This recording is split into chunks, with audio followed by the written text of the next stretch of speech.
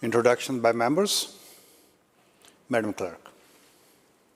Introduction of bills. Orders of the day. Government House Leader. Thank you, Honourable Speaker. I call committee stage Bill 25. Committee Chair.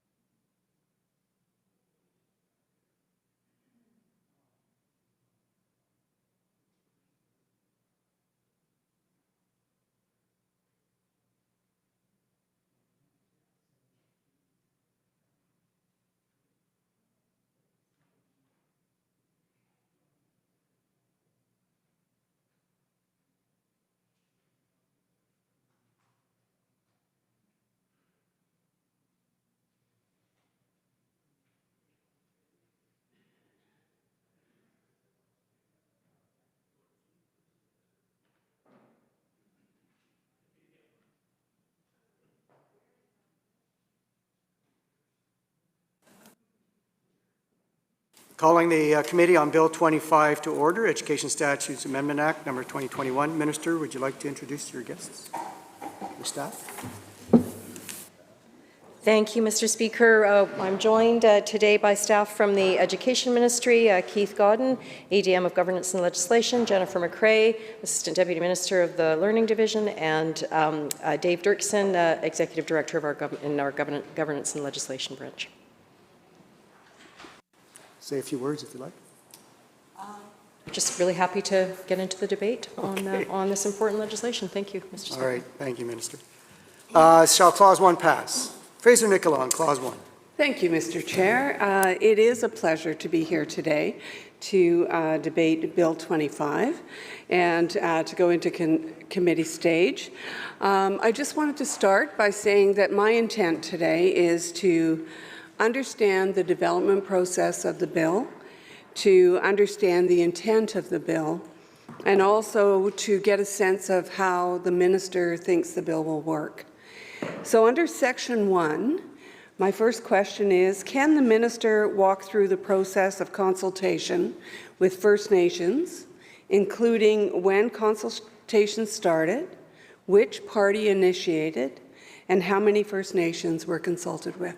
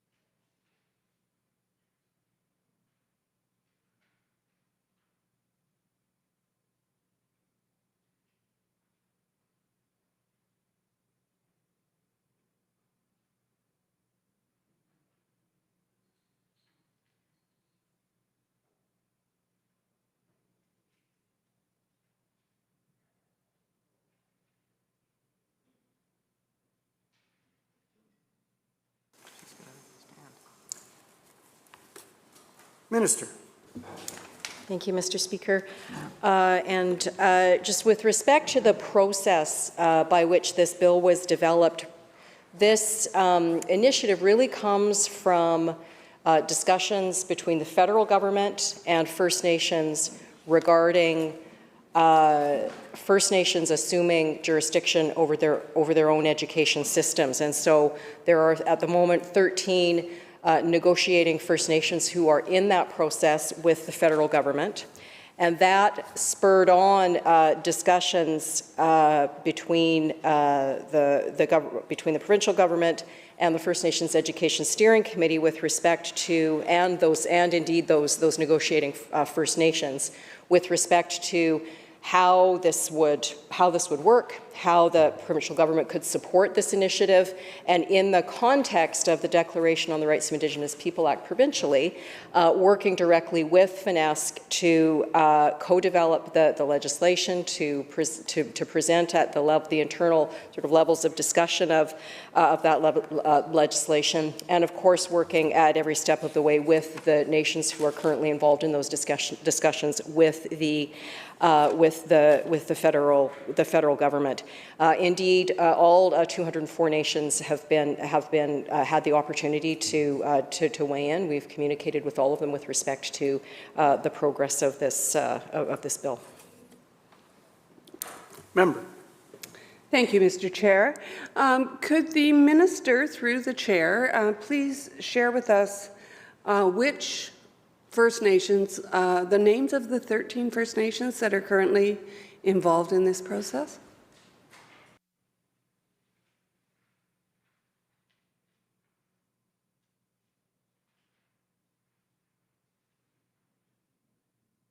Minister.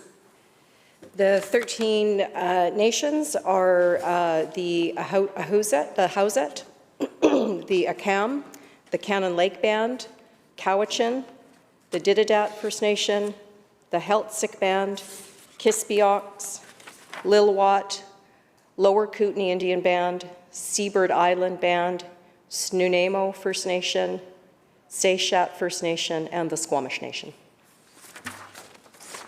Member. Thank you, Mr. Chair.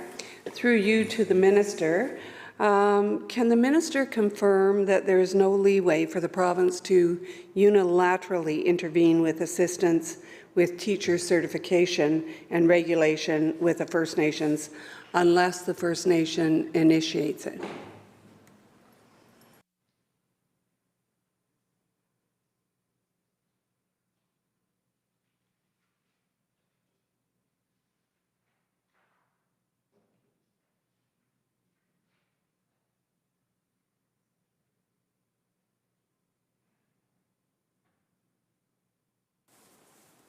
Minister. That is correct. Section 1 of the bill notes, if requested by the First Nations Education Authority, the province will assist the First Nations Education Authority with the First Nation Education Authority's certification and regulation of teachers. Member. Thank you, Mr. Chair. Through you to the minister, what is the process that First Nations would follow to request help from the government? Is it a phone call, a form they fill out? How do First Nations initiate a request?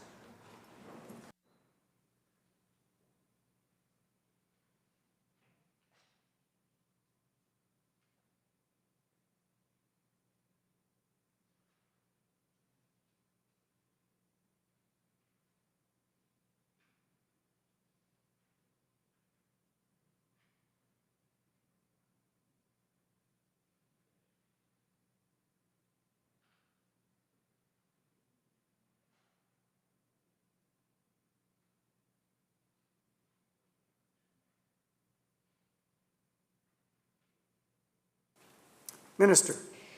The process will be that through the establishment of the FNEA, the First Nations Education Authority, there will be processes, procedures, policies set up between the province and the FNEA with respect to all of these various questions around whether it's a phone call or a letter. All of those issues will be co-developed with the FNEA when that group is established and when we have, when we're through this process. Member. Through you, Chair, to the Minister. So if a First Nations wishes to participate or request assistance with certification and regulation of teachers, do they have to go through the First Nations Education Authority, or are they able to go directly to the province for that assistance?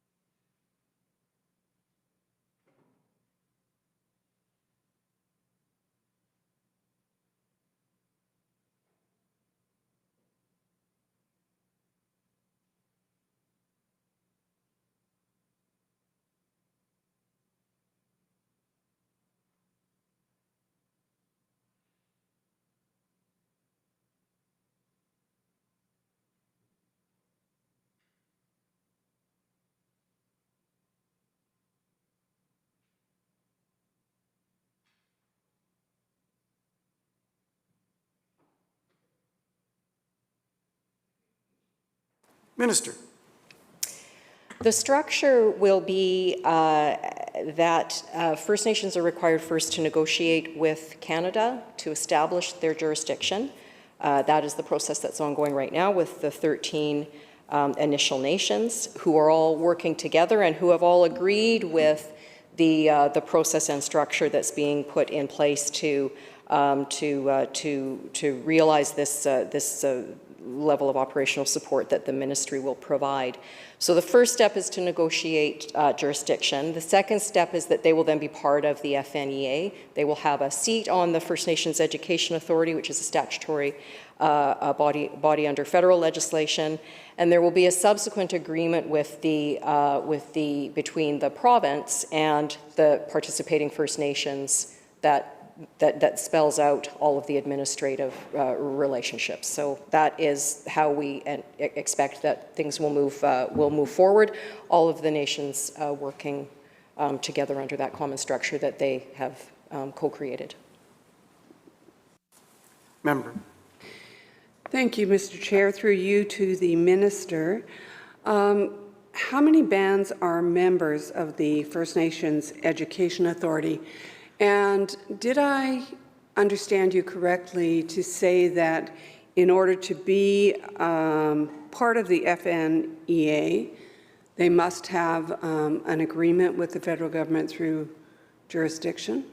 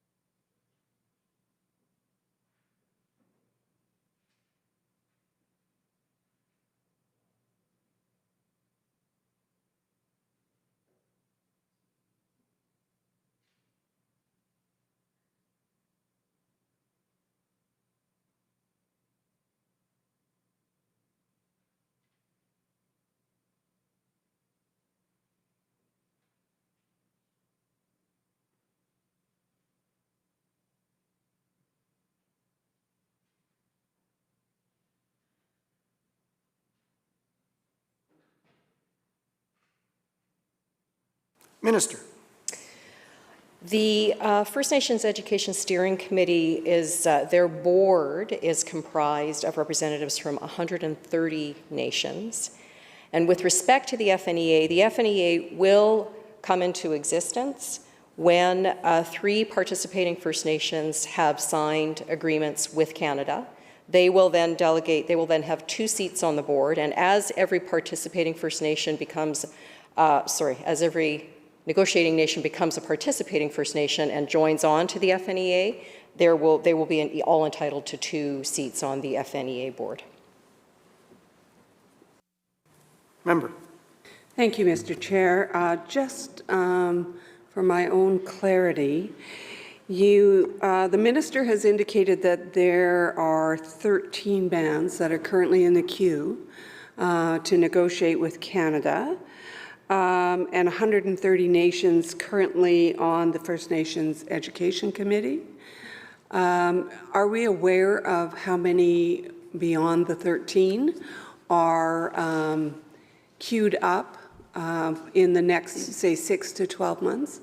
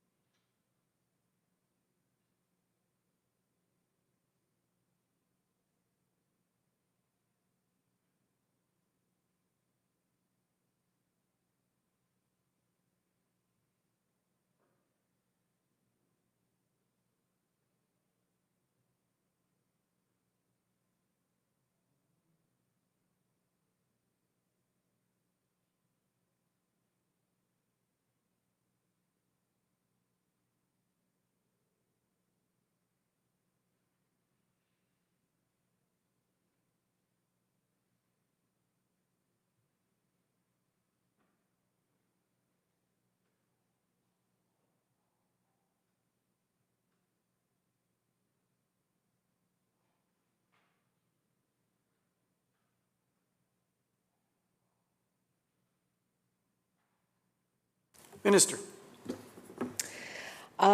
It's our information that there may be as many as 52 First Nations at this point interested, in addition to the 13.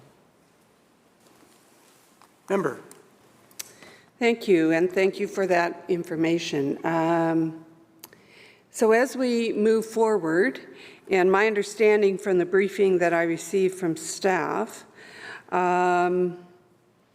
the service that is being provided by the province is at the request of the First Nations.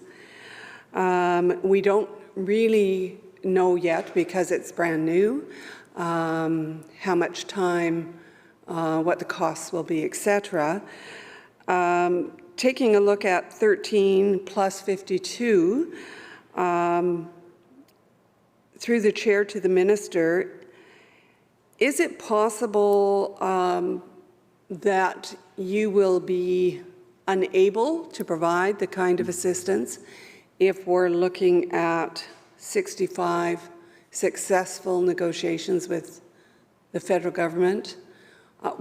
I guess what I'm asking is, do you have the capacity to provide what is seen as the support through this bill to the First Nations Education Authority? Thank you, member, for the question.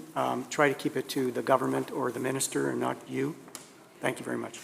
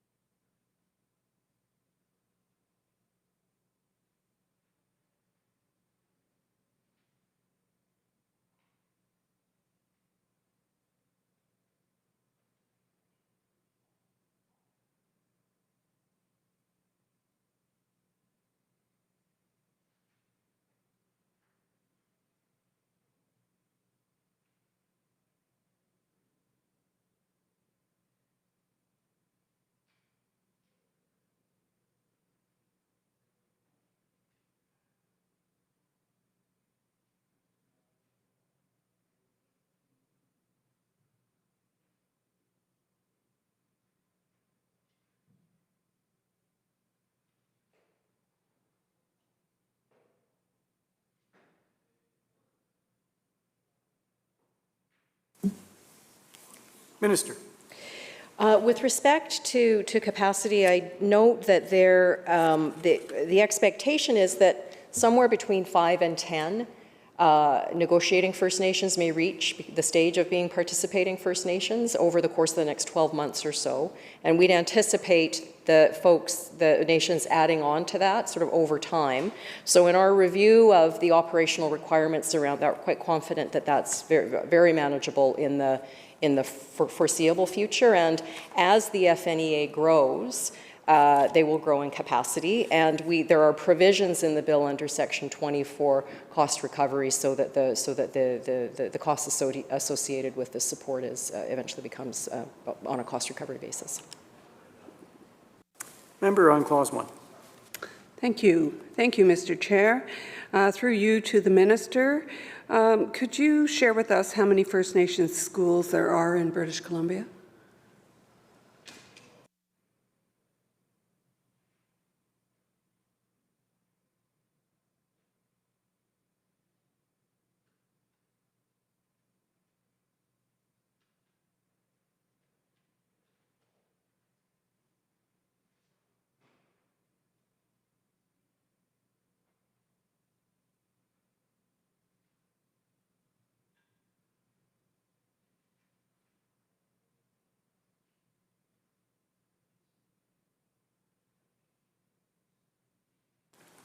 Minister. There are 129 schools on reserve in the province, and 17 schools on the 13 First Nations that are currently negotiating First Nations. Shall Clause 1 pass? Aye. So ordered. Shall Clause 2 pass? Aye. So ordered. Shall on Clause 3, Fraser Nicola. Thank you, Mr. Chair. On Clause 3, can the Minister confirm these definitions do indeed conform with the federal agreement?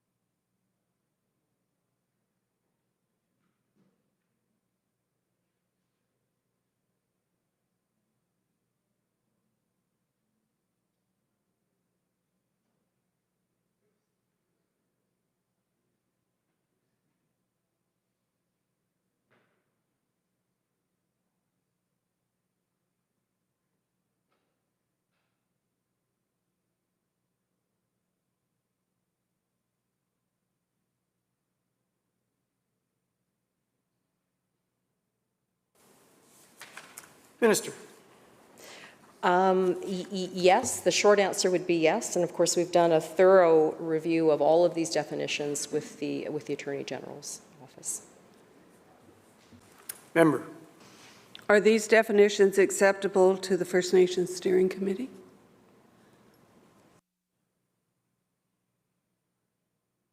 Minister? Yes, indeed, they were co-developed, yes. Member? Thank you, Mr. Chair. First Nations Education Authority certified teachers. Which institutions in BC or Canada can issue the teaching certificate?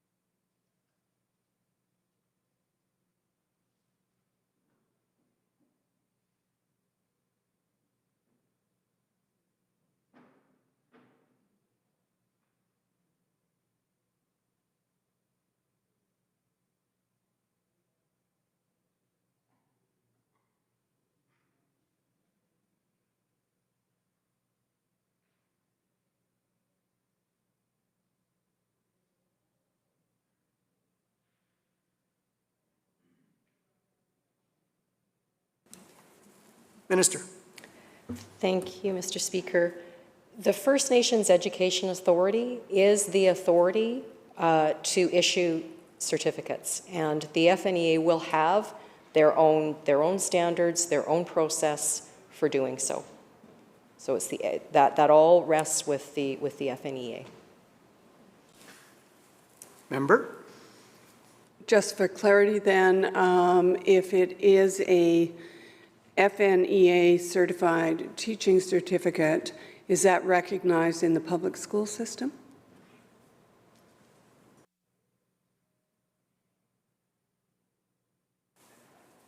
Member? Sorry, Minister? It's a separate certificate. It's a separate certificate in a separate education system. Fraser Nicola? Thank you, Mr. Chair. So is the minister saying that it is not transferable between the two systems?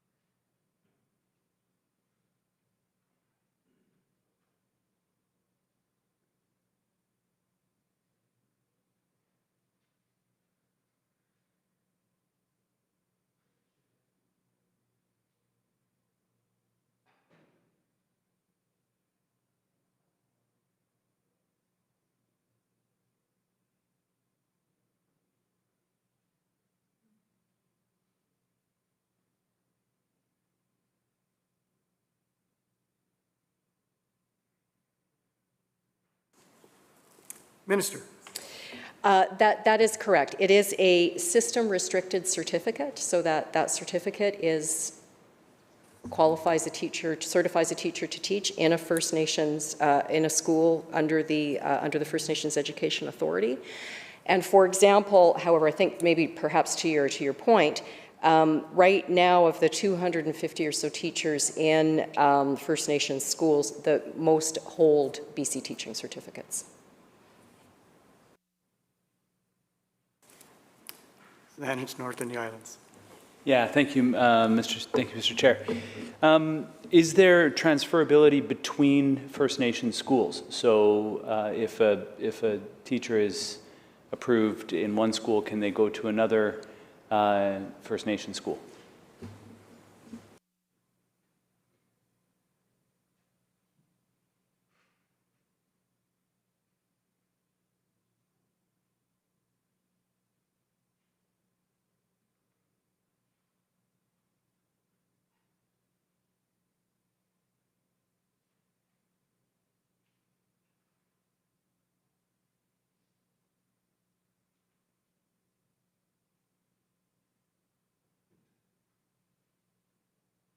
Minister.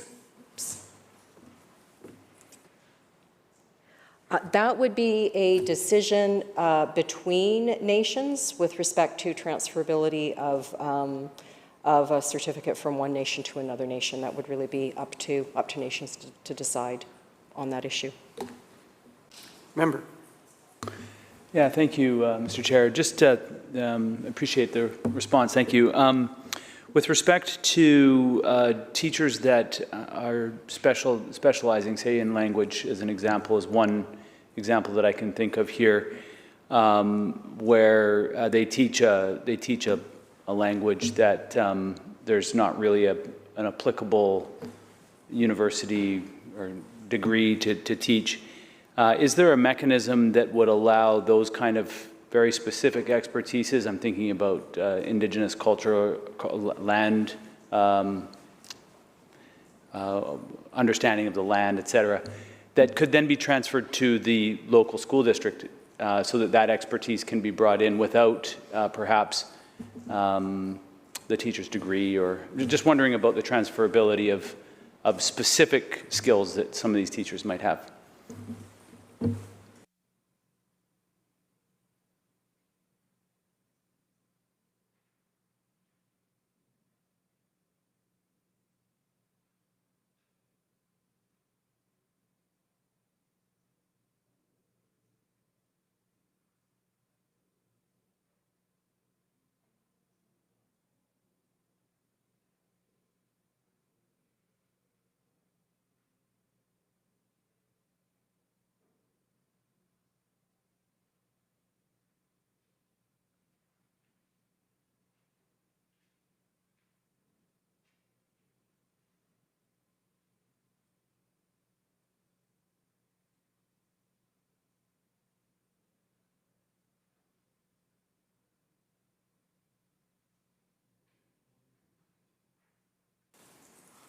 Minister. Thank you, and thank you for the question. It's a very important issue that you raise around the deployment and the sharing of particular specialist knowledge, particularly with respect to language, which is so critical in all of this. Again, though, this is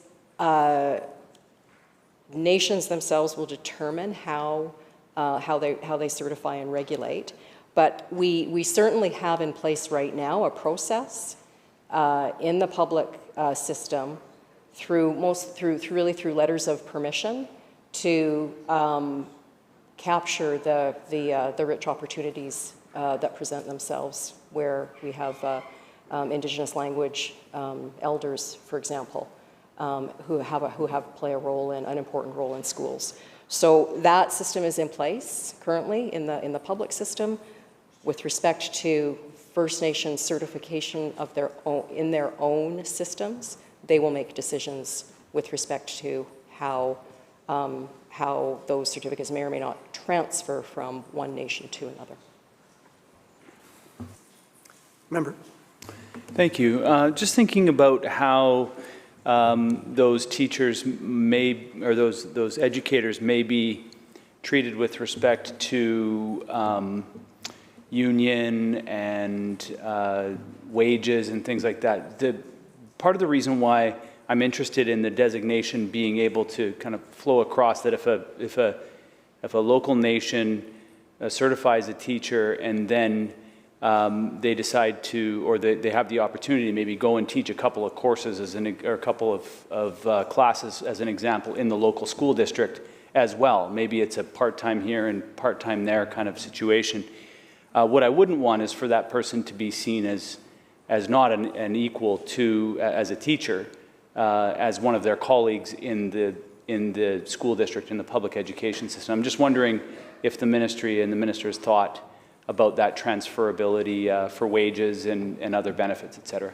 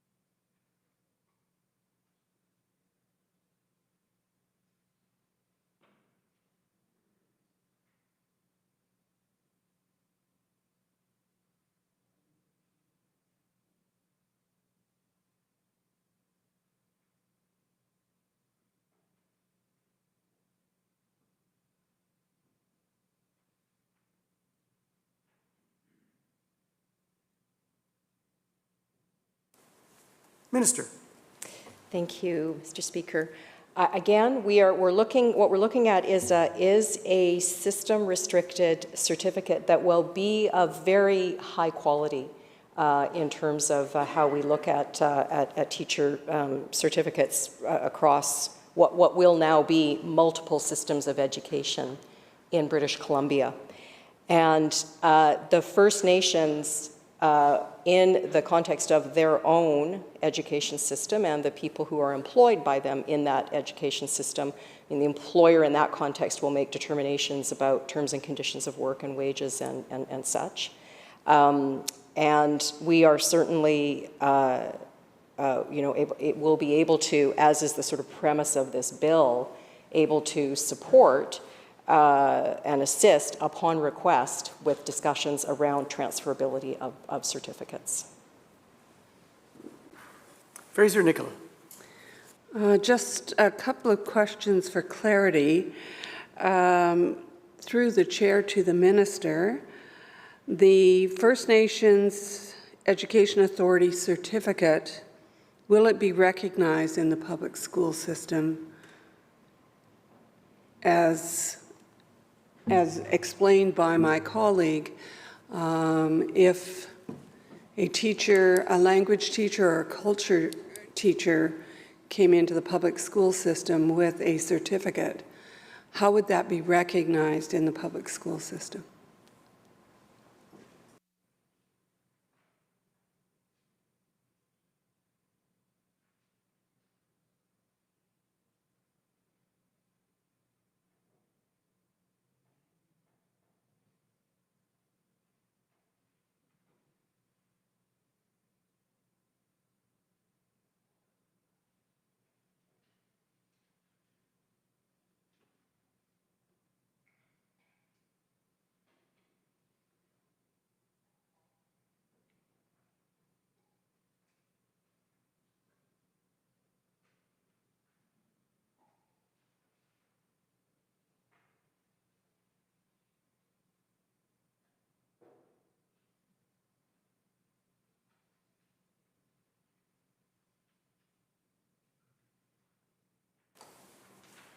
Minister. Thank you, Mr. Chair. Again, we're dealing with a system-restricted certificate. So the certificate itself would not be recognized in the public system, but certainly the expertise and knowledge and experience that the individual would bring with them would be recognized, as it often is now, by boards who are who bring in Indigenous elders and such through letters of permission to teach this particular content. Member. Thank you very much, Mr. Chair. Through you to the Minister, in regards to, and sort of clarifying, were there consultations done with the employers, which is school boards in the public system, who may see some transferability, or the BC Teachers Federation in regards to where this bill is going?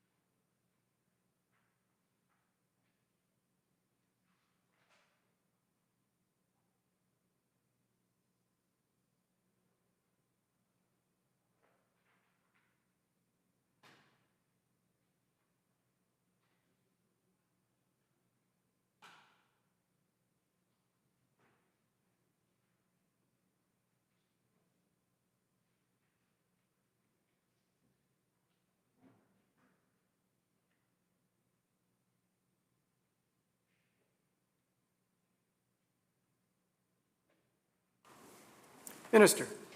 Thank you, Mr. Chair. I think it's important to note that what this bill really does is support the moving of First Nations from the provisions of the Indian Act to their own jurisdiction over education. It affects First Nations and their jurisdiction over developing their education systems. So certainly our primary focus has been on working with First Nations and consulting with First Nations on what is primarily about developing First Nations education systems. And as you know, there is wide regard for and interest and concern about reconciliation throughout the education system. So of course, all education partners have been brought along as we've been on this journey.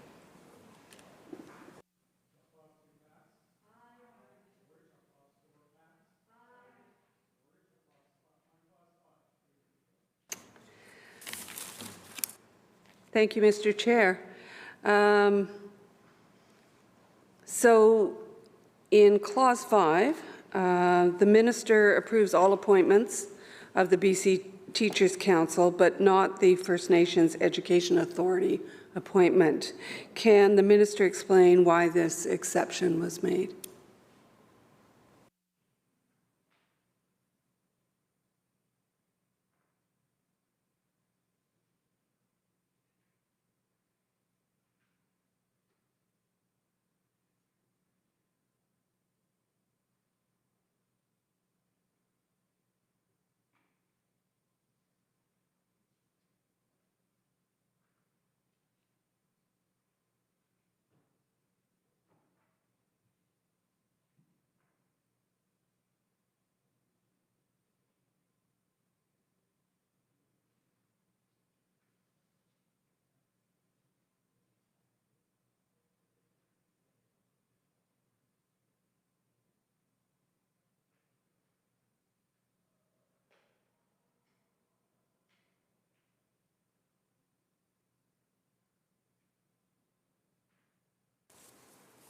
Minister.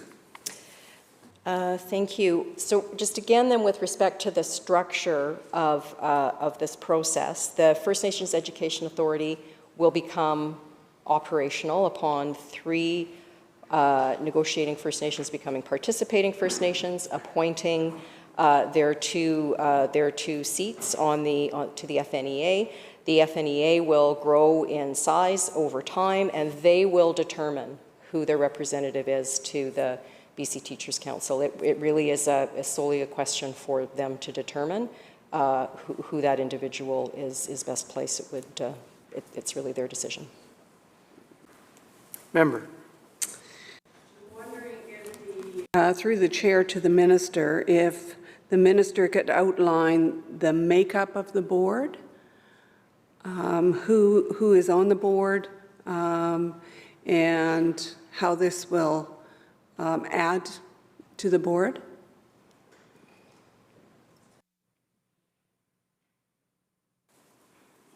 Minister. Just to clarify, the board of the FNEA or the board of the Teachers Council? The Teachers Council. Okay, thank you. Yeah, just give me a moment.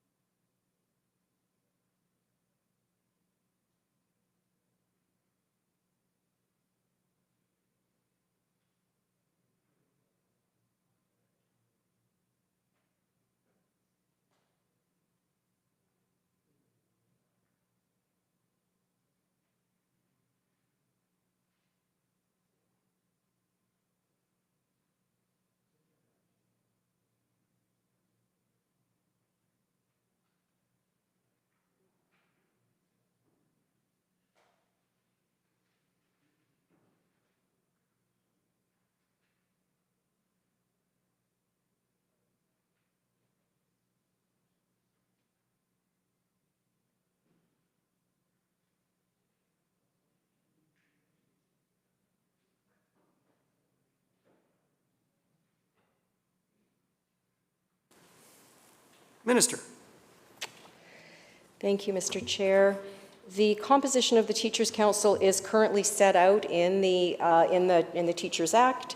At the moment, there are 3 certificate holders nominated by the BC Teachers Federation in accordance with regulations who are appointed by the minister. 5 persons elected in zones in accordance with Division 2 of this part, and then 7 persons appointed by the minister in accordance with the regulations and an additional appointee by the minister. So the intention of this section of our bill is to add a seat at the First Nations Education Authority, which will be determined by then, and we are adding an additional commensurate seat that will be appointed by the BC Teachers Federation in order to maintain the balance. The entire structure of the Teachers Council is meant to stay the same. The balance of representation is meant to stay the same through this amendment. Member. Based on what information the minister just shared, I want to make sure that I'm correct. The BC Teachers Council are all teachers, or are there people on the council who are not teachers?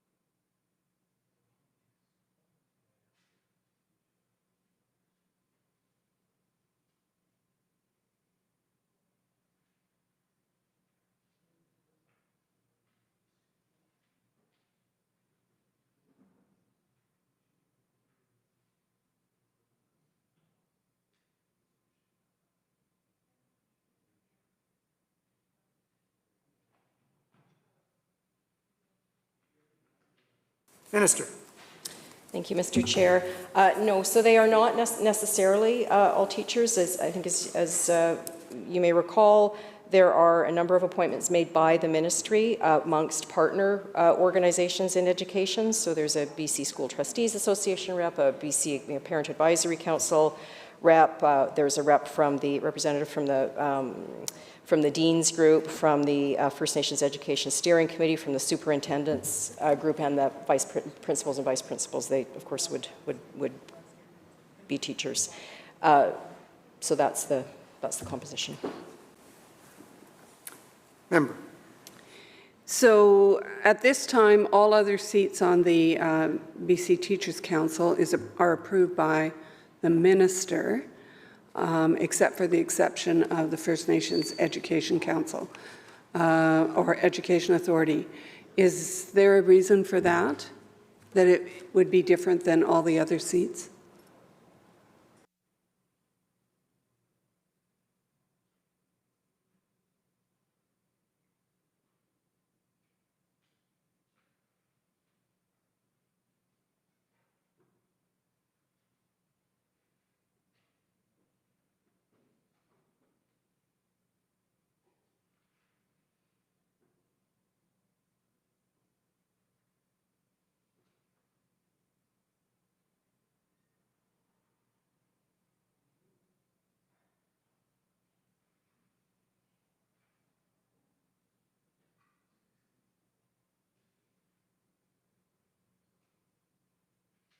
Minister.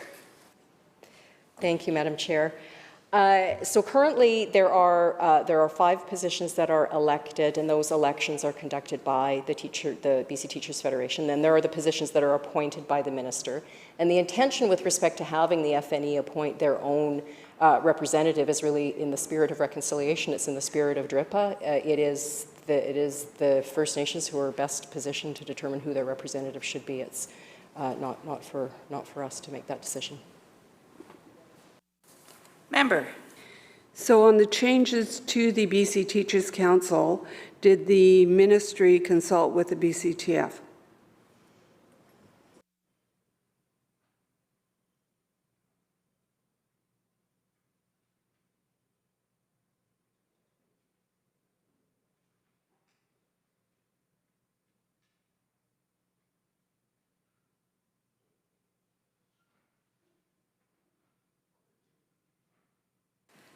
Minister.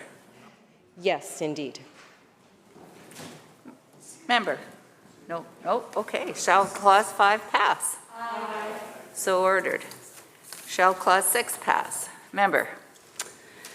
In 6.1, which oath is being referred to in this section? Is it designed by First Nations or government?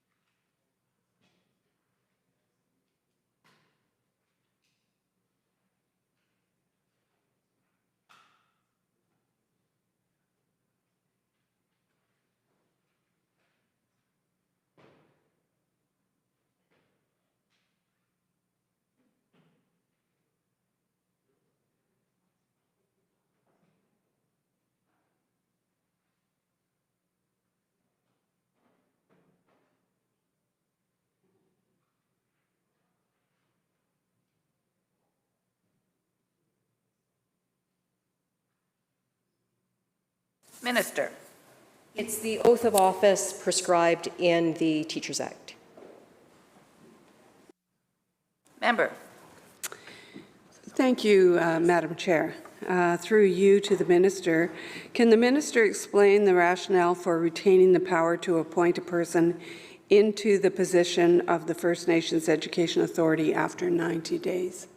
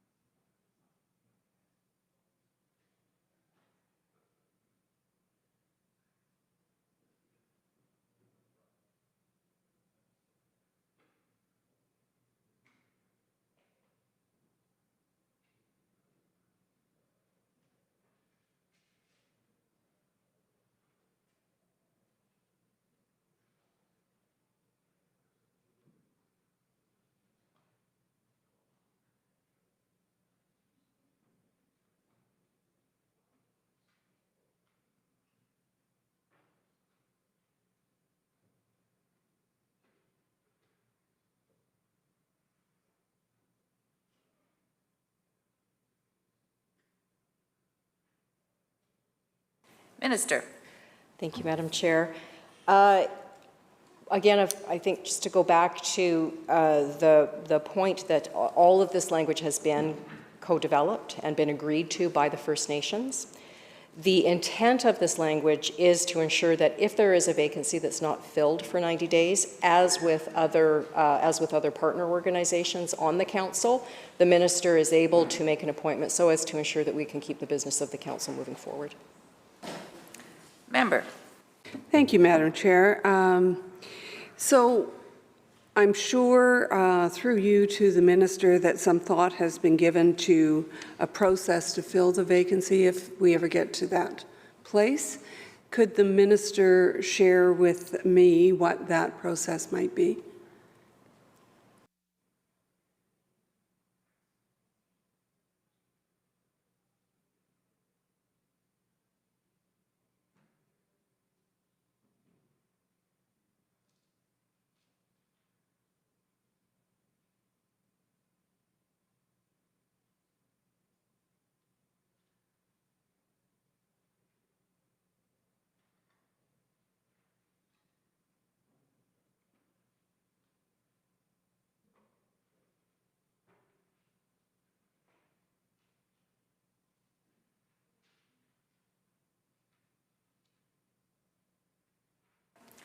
Minister. Thank you, Madam Chair. The Section 10 states that if within 90 days after a termination under subsection 6.1, no appointment is made under subsection 9, the minister may appoint a person to fill the vacancy in accordance with the regulations. And of course, the regulations to this bill will be developed in collaboration and cooperation with First Nations as was the case with the entire bill. Member. Thank you, Madam Chair. Just to the minister, I'm sure I know the answer, but I'll get it on the record. Will First Nations be consulted in that process of replacement?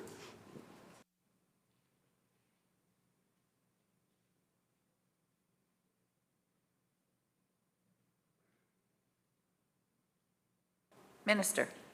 Absolutely. Member. Through you, Chair, to the minister has stated the minister will only act when asked by First Nations to do so. Why is that not the case in this section?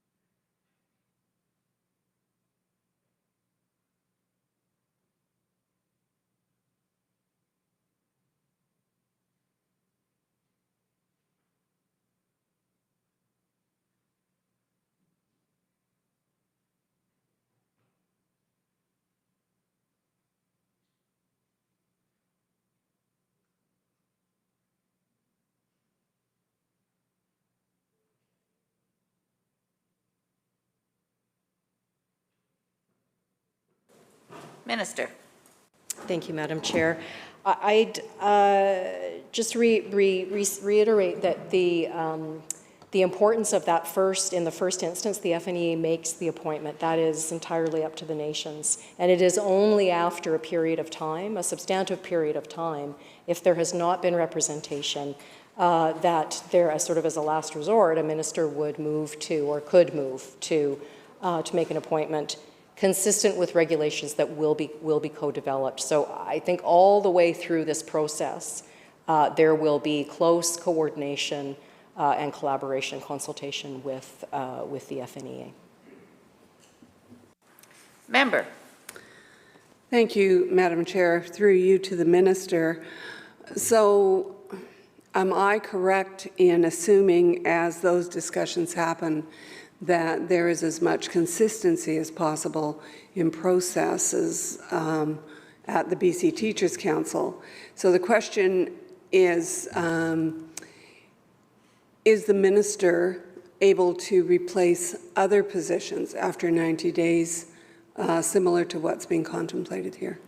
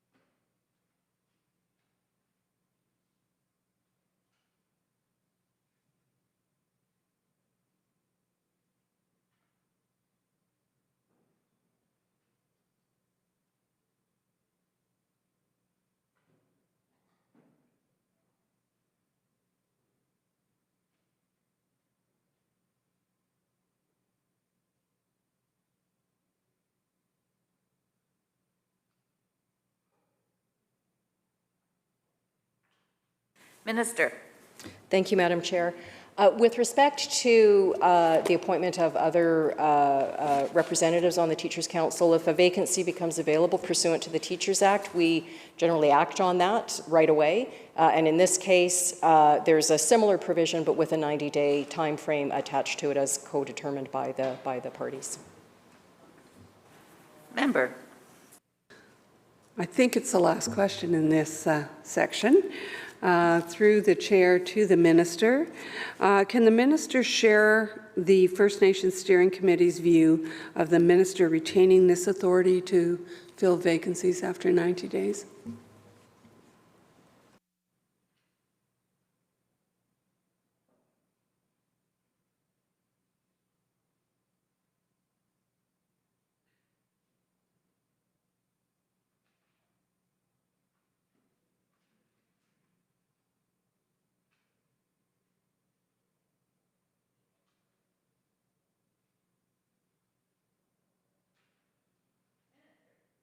Madam Chair, indeed, FNESC and all of the negotiating First Nations have been involved and co-determined the development of this language and are in agreement with that provision. Shall Clause 6 pass? Aye. So ordered. Shall Clause 7 pass? Member. Thank you, Madam Chair. Can the minister provide the rationale for principal residence being part of the criteria to be an eligible candidate for the council?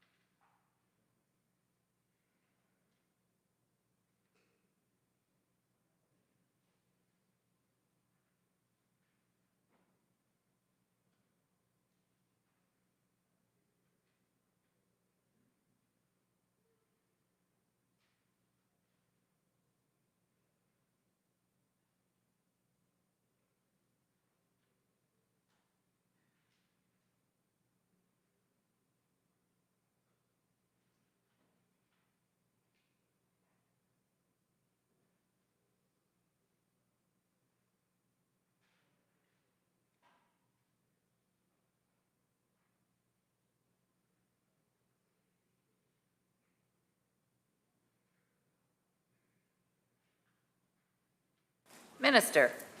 Thank you, Madam Chair.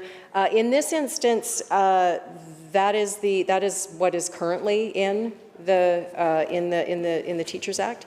The change in this section was to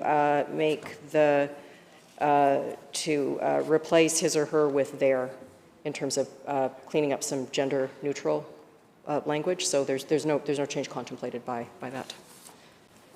Member. Thank you for that. I will assume then that because the First Nations Education Authority actually appoints to the board or to the council, that the criteria set out by the council for membership doesn't pertain to that appointment. Is that true?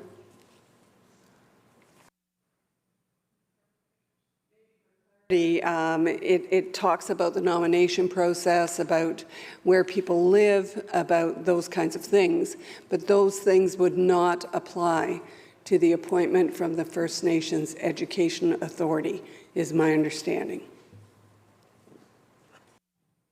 Minister. That's correct. Yeah. Shall Clause 7 pass? Aye. So ordered. Shall Clause 8 pass? Aye. So ordered. Shall Clause 9 pass? Aye. So ordered. Shall Clause 10 pass? Aye. So ordered. Shall Clause 11 pass? Aye. So ordered. Shall Clause 12 pass? Aye. So ordered. Shall Clause 13 pass? Member. Thank you, Madam Chair. Can the minister provide the rationale for retaining the ability to publish certificate holders to the registry?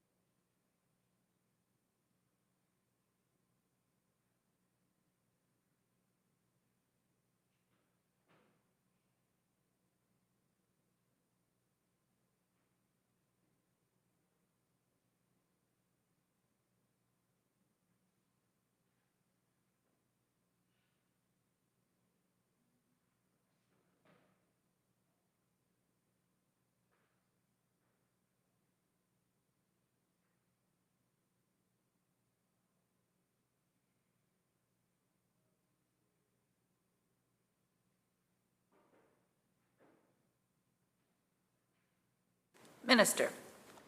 Thank you, Madam Chair. This provision was constructed in this way at the request of the Finesca and the First Nations. This is an example of the way in which the intent of this bill is expressed. It is the capacity of the ministry and our system to provide this as sort of an administrative service to the First Nations.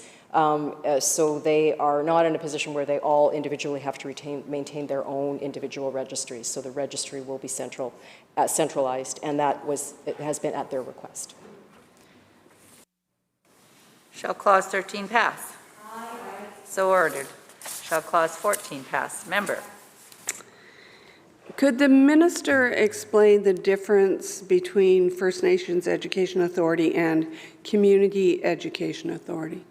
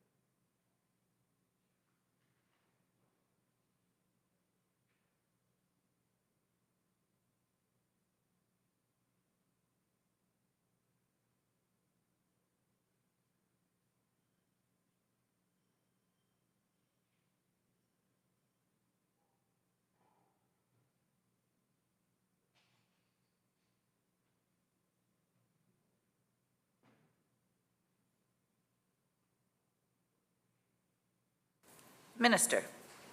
Thank you, Madam Chair. I think if we likened the FNEAs to sort of a Ministry of Education role, sort of provincially, then a community education board would be a local board of education in a nation or in a regional area.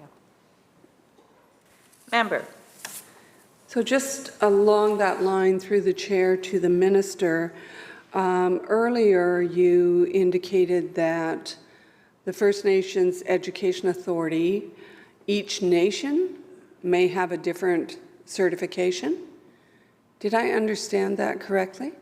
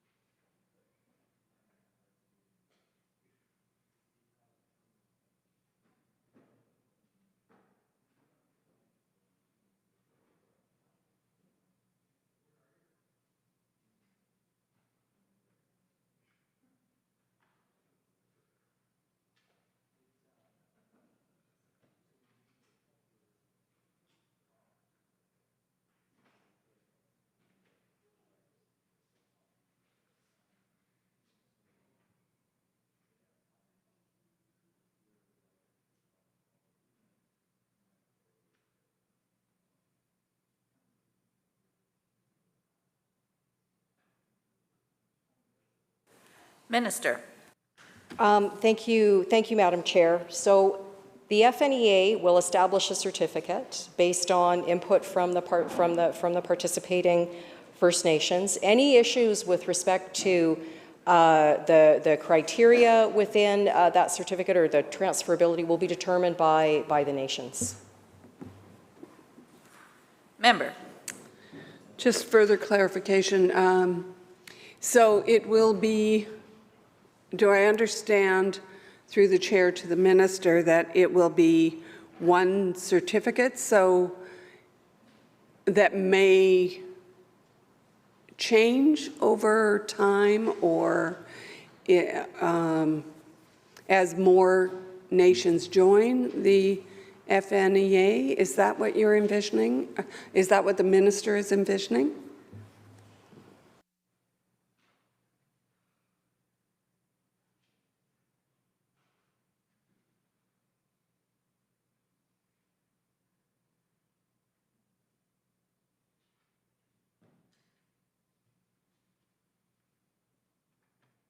Minister. Well, with respect to, again, the request that the FNEA will make to the ministry to assist with certification and regulation processes, it's whatever certificate they determine. So that they will determine what the certificate is, and then they will request, if they need, assistance in the processes and regulatory processes and such around that. Member. Thank you, Madam Chair. So I'm understanding that we're not really clear yet whether it will be one certificate or a number of certificates. It depends on the FN Education Authority. Am I correct in that?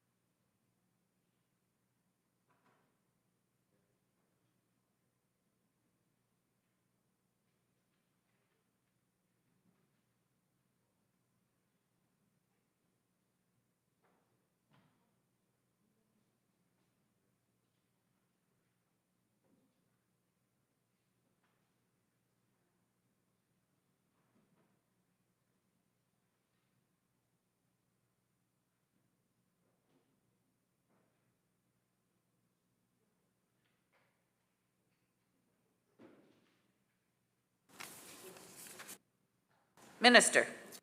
Thank you, Madam Chair. So the FNEA will set the certificate based on the delegated, they'll have delegated authority from the participating First Nations. The participating First Nations will set criteria through with the FNEA. Our understanding is that the intention is to have one certificate, but again, this is enabling legislation that will enable us to support whatever regime the FNEA develops that suits the purposes that the participating First Nations need to serve. Member. Thank you very much to the Minister for that answer. Through the Chair to the Minister, the FNEA and the Community Education Authority was described as the FNEA sort of like the ministry, and the Community Education Authority would be like school boards. Is there a reporting structure envisioned or an accountability structure envisioned between the two groups?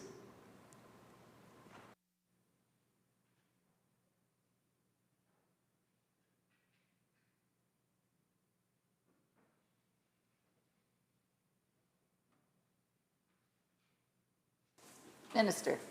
That issue is really completely outside of the jurisdiction of the Minister of Education. It is a question of the jurisdiction that the FNEA have and that their community boards will have. Shall clause 14 pass? So ordered. Shall clause 15 pass? Member. Thank you, Madam Chair. Through you to the Minister. Under section or clause 15, Does the ministry have the capacity to maintain the list?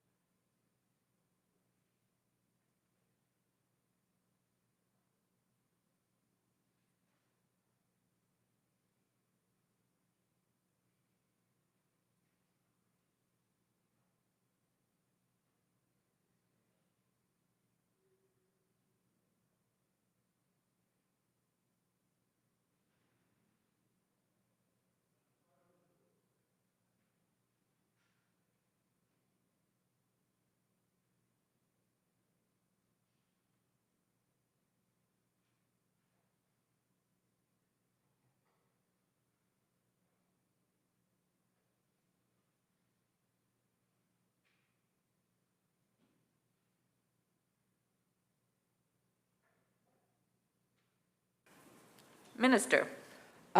Yes, absolutely. Member.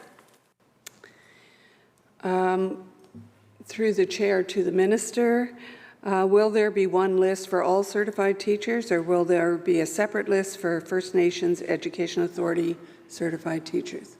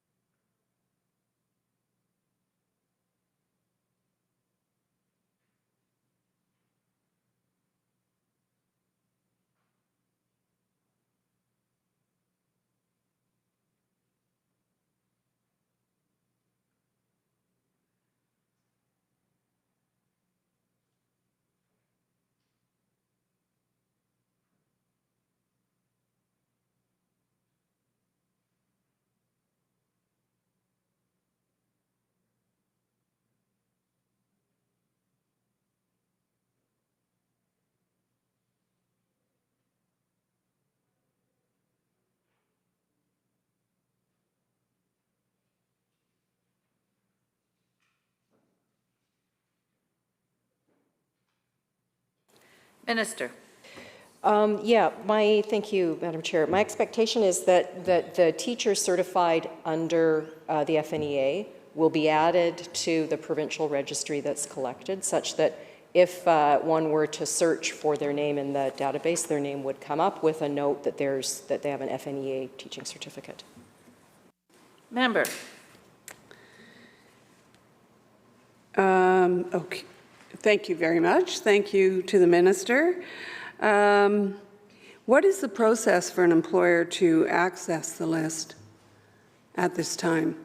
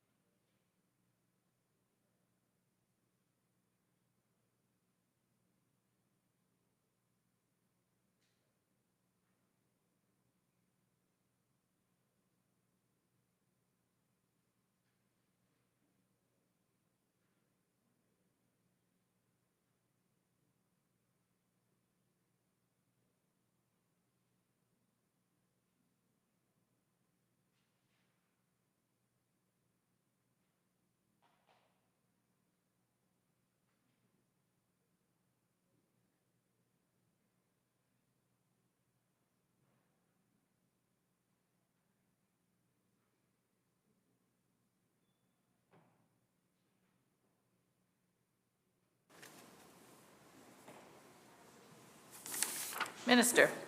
Thank you, Madam Chair. I think the easiest way to just explain it is that using our current existing infrastructure, we're adding employers to the employers list, and we're adding teachers to the teachers list. And the teachers list, I think, is, as you know, is on the website publicly available. Shall Clause 15 pass? So ordered. Shall Clause 16 pass? Member. Thank you, Madam Chair. To the Minister, is the coordination agreement between the province and the First Nations Education Authority a public document?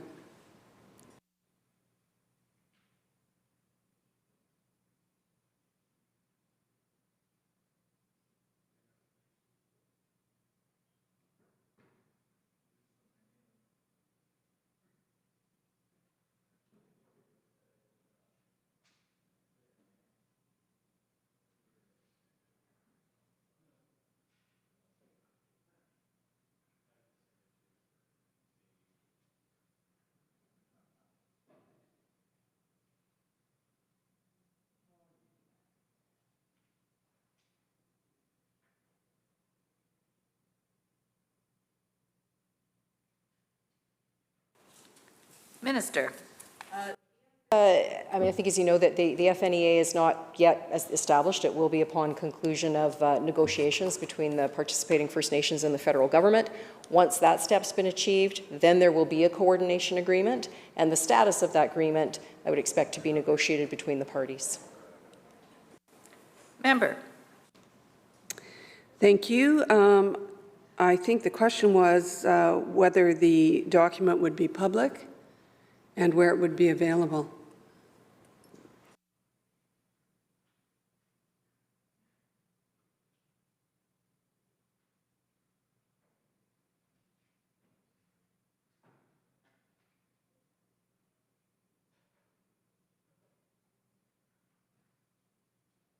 Minister.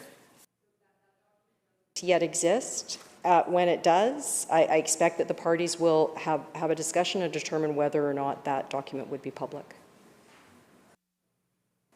Member. Thank you to the Minister, and through you to the Minister. I'm sure that there has been some thought given to considering the outline of the bill, what might be in the coordinating agreement.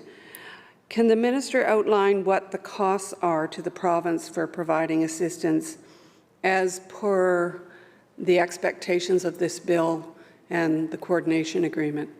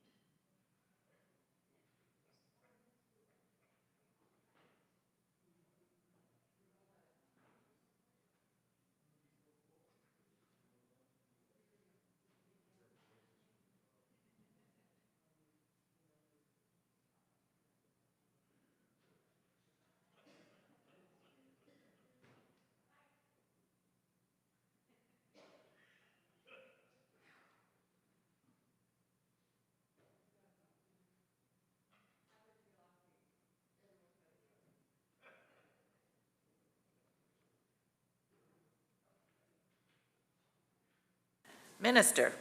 Thank you, Madam Chair. I think the short answer would be that the we're anticipating really in the short term about 5 to 10 certificates, slowly growing over time.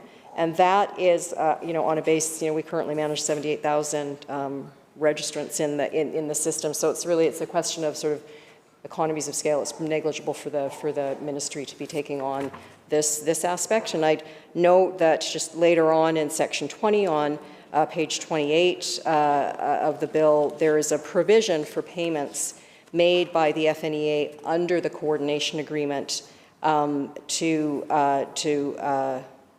there's a provision for payments. There will be a structure set up pursuant to the coordination agreement for there to be some sort of, it's contemplated there would be some sort of a fee or monies coming from the FNEA. Member. Thank you, Madam Chair. As I read through the document and thought about how it might work, and I apologize for sounding like we're in the weeds, but sometimes it's the details that really are important to make things work smoothly. And so when I looked at cost recovery, which was what was stated in the briefing received by myself, I thought about what if it is such a success, which I certainly hope so. What if all 200 First Nations sign on? And we look at some of the services that are committed to in this bill, and it's cost of criminal record checks, cost of the keeping and publishing of lists, the verification of documentation, cost of investigation to determine whether an applicant meets the criteria to be issued an FNEA teaching certificate, the possible cost of investigation on behalf of the FNEA into the conduct or competence of a FNEA certified teacher, jurisdiction, legal liability, workers' rights, cost of development and presentation of reports to FNEA. And I'm sure there's things that I didn't pick up as I went through because I don't have that expertise. So as I guess my question is, those may not be very many costs when we're talking 3 to 5 certifications a year, but our hope is that this is incredibly successful.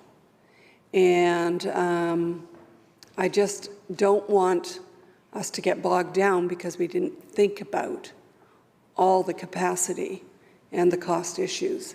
So I just wanted to put that on the record, that there are significant commitments here.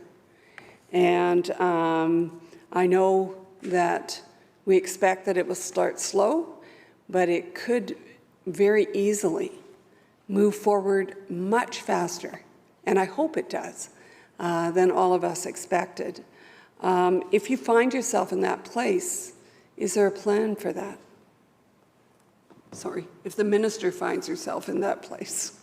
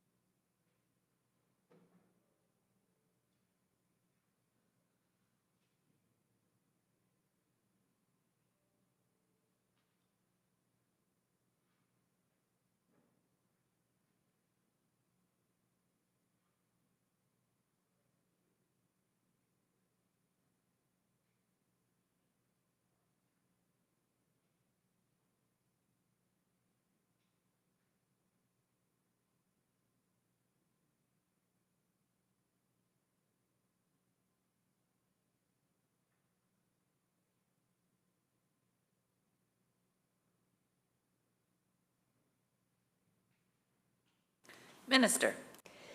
Thank you, Madam Chair, and just wanted to thank the member for her aspirational considerations, which I think we all share. I mean, we know that we are starting, that First Nations are starting with a small group. I mean, it's a very small group initially, and we know that even if all nations where we have First Nations schools were to pursue agreements with the federal government, we're still talking about 250 teachers. So for the foreseeable future, the scale is such that that the impact is very negligible on a base of 78,000 teachers that we currently have on the registry. And of course, over time, absolutely, we've contemplated the future growth that we all hope to see through this process, and that's why in the coordination agreement, the cost recovery potential through the fee structure is what we will certainly be having discussions about with respect to setting up opportunities to renegotiate should the success of this process take off, and should there ever be an operational burden placed on the ministry. But that's difficult to foresee in the near future. Member. Under F of this clause, it indicates the minister may assist the FNEA with the coordination of notifications, determinations, and written reasons for determination provided under the Criminal Records Review Act in relation to criminal record checks and criminal record check verifications for applicants for an FNEA teaching certificate. Can the minister share with us who in the ministry does this now, and what is the process for the interpretation of information gathered during a criminal record check? I guess what I'm asking is who would be accountable for that interpretation, either from the employer's point of view or the employee's perspective?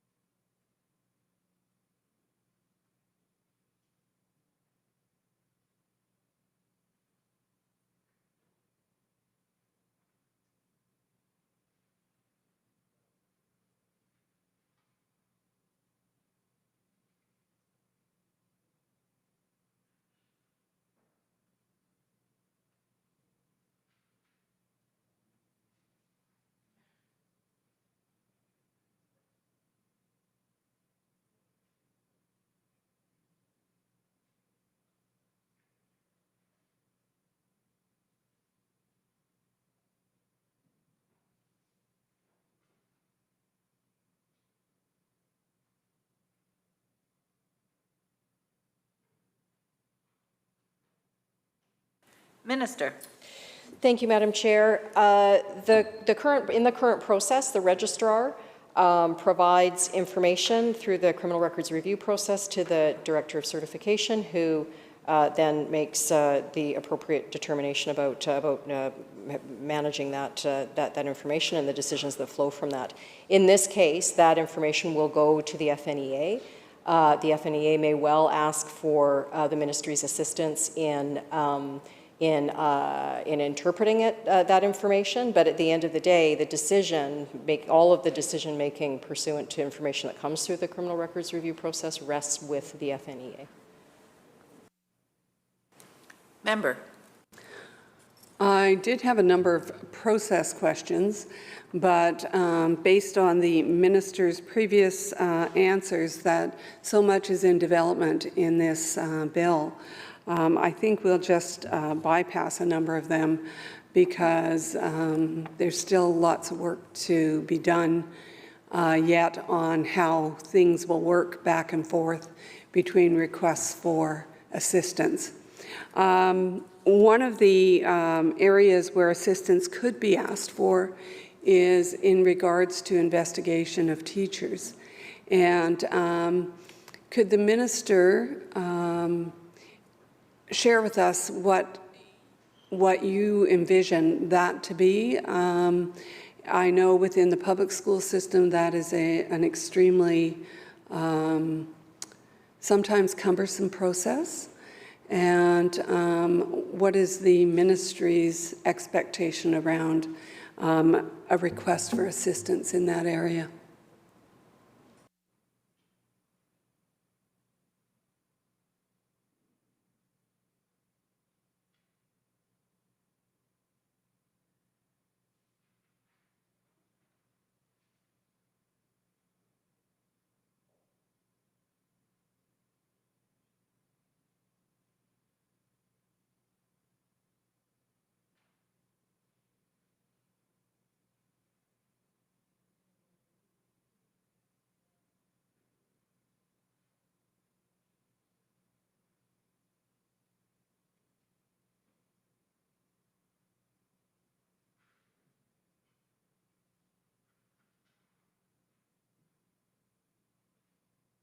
Minister.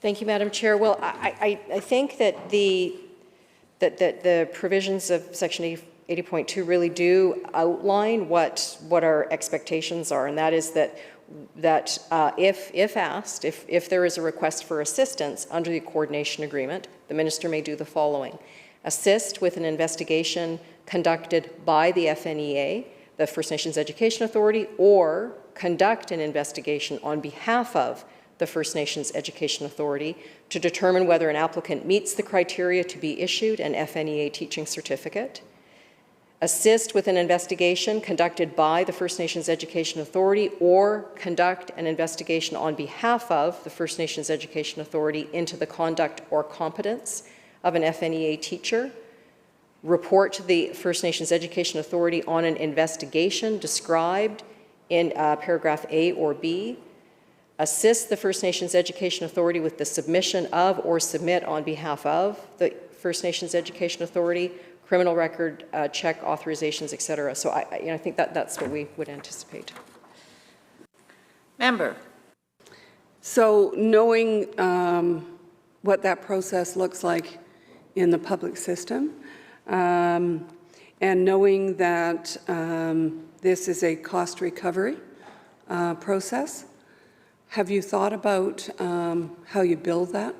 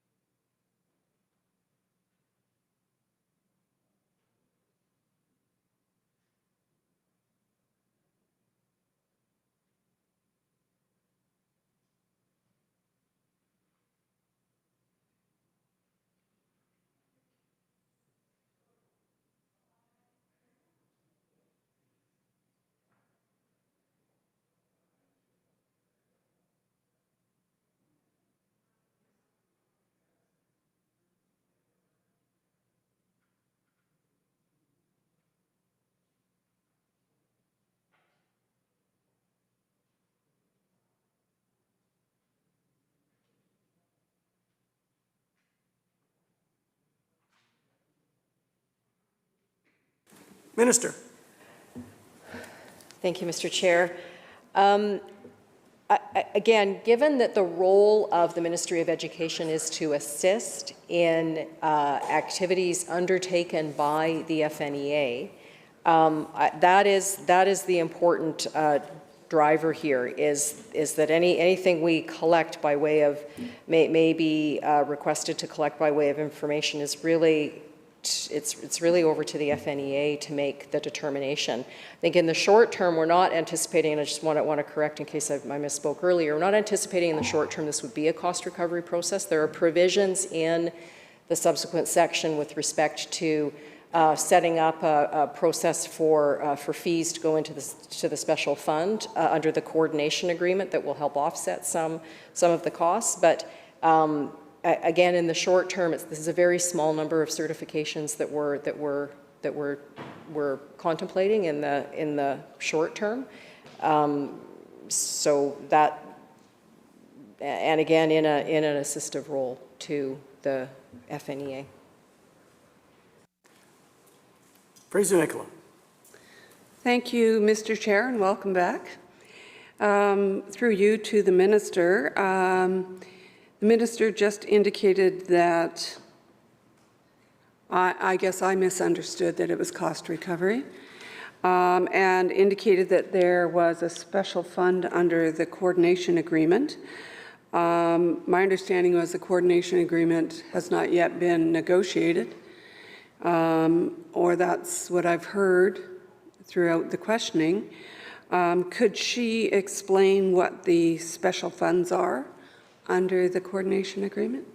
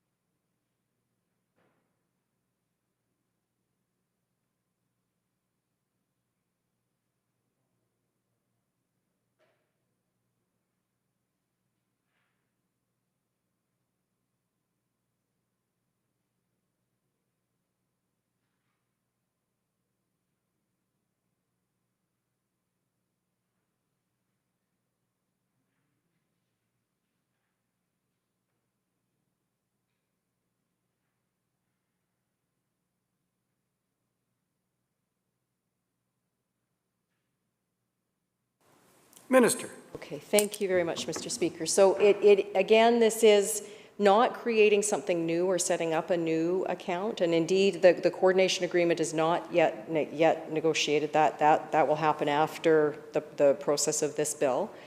The teacher special account, which currently exists, which is where remittances go, teacher fees go through certification, it's contemplated that there will be any fees attached to certification through this process would also go into that account, and those fees generally are used to offset expenses related to the certification and regulation process. So that really, it is the same, it's the same process contemplated here. Member. Thank you, Mr. Chair. Through you to the Minister. I just want to make sure that I've got that clear in my mind. So As the teachers are certified and put onto the list, funds go into the special fund that is held by that organization. And will the First Nations Education Authority have access to those funds?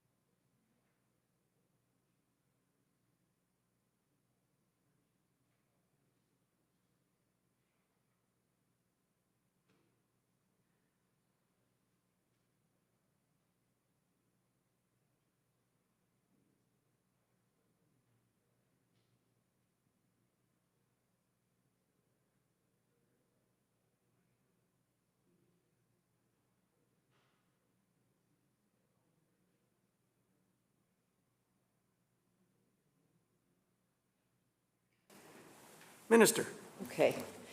Thank you, Mr. Chair. So I'm just going to, because I know that we're thinking of the two processes here. So teachers are certified. They pay a fee. They pay annual fees. All of those fees go into the teacher's special account, which is currently mandated under the Teachers Act. That fund offsets activities of the ministry related to the certification and regulation process. The same is contemplated here for FNEA certified teachers. And the provision that I've referred to at page 28 of the bill anticipates the negotiation in the coordination agreement of a fee structure. Those fees would go into the special account, which would go in part towards offsetting the ministry's activities related to whatever we undertake at the request of First Nations with respect to this process. So that's on the fund piece. The FNEA does not have access to that fund. That fund is to offset the activities of the ministry. And the FNEA, with respect to their operations, really are funded by the federal government. Shall Clause 16 pass? Aye. So ordered. Shall Clause 17 pass? Aye. So ordered. Shall Clause 18 pass? Aye. So ordered. Shall Clause 19 pass? Aye. So ordered. Shall Clause 20. On Clause 20, Fraser Nicola. Thank you, Mr. Chair. Through you to the Minister, can the Minister confirm payments are only from the federal government as per the federal agreement?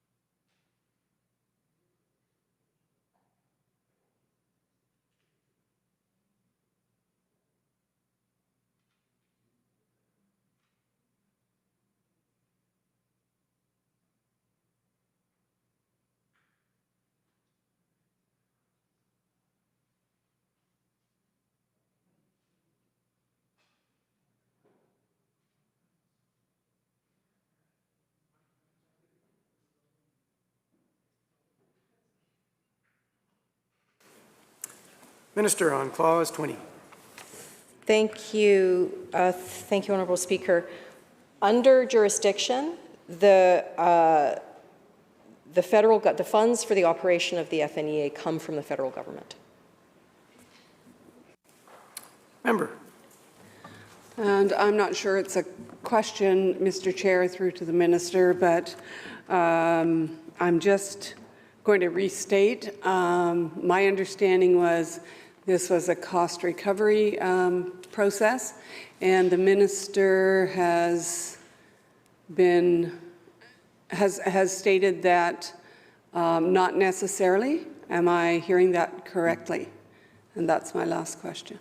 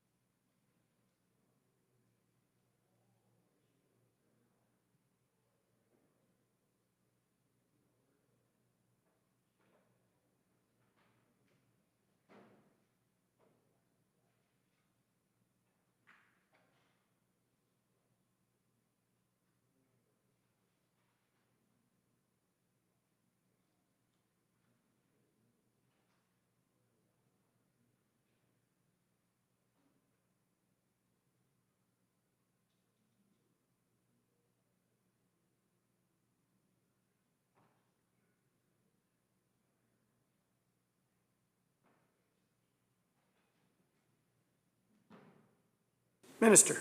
Okay, thank you, Honourable Speaker. I think what I would just, what I can offer by way of clarification for this is that the Section 20 contemplates that under the coordination agreement that we will negotiate, that it's anticipated that the FNEA will remit a portion of the fees that they collect for their teacher certification process to the minister to go into the teacher's special account. The intent of that money is to offset the costs of providing assistance to the FNEA under the terms of the agreement. I mean, I think that in the short term, as we've discussed, we anticipate really there's a very negligible impact of the actual operational impact around whether it's a phone call or that very minor costs, given that we are operating on a scale in the ministry of over 78,000 registrants. So operationally, there's really no impact to the operations of the ministry. If indeed, as our mutual aspirations, should they grow and should we be dealing with a a much larger scope of scale of teacher certification under these provisions, then we would be looking to go back under the coordination agreement to negotiate some sort of increase in those funds. Because it's not the intent to take on an onerous burden here in this regard. Fraser Nicola on 20. Thank you, Mr. Chair. That ends my questions on Clause 20, and I have no questions Clause 21 to 25. So I'm not sure process-wise. I'd just like to thank the minister and her staff for their openness and willingness to share this afternoon. Thank you. Shall Clause 20 pass? So ordered. Shall clauses 21 through 26 inclusive pass? So ordered. Shall the title pass? Minister. Well, thank you very much, and I want to thank the member from Fraser Nicola for her interest, her deep consideration of issues attached to this bill, and indeed all members of the House who asked questions. I move that the committee rise and report the bill complete without amendment. Members, you've heard the motion. Those in favour indicate aye. Aye. Any opposed, nay. Motion's carried.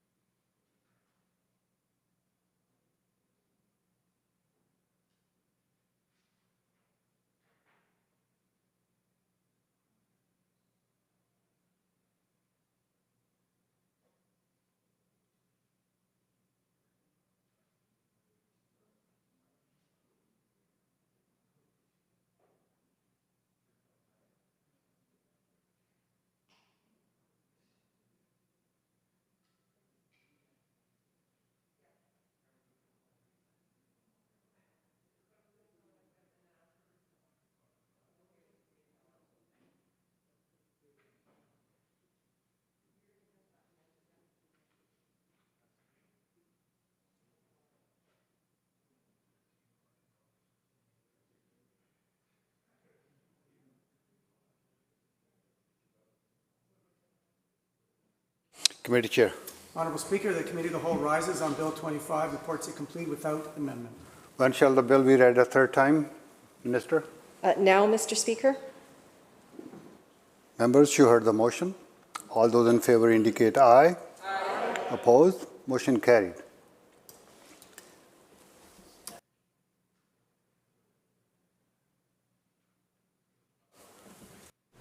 Bill 25, Education Statutes Amendment Act 2021 has been read third time and has passed.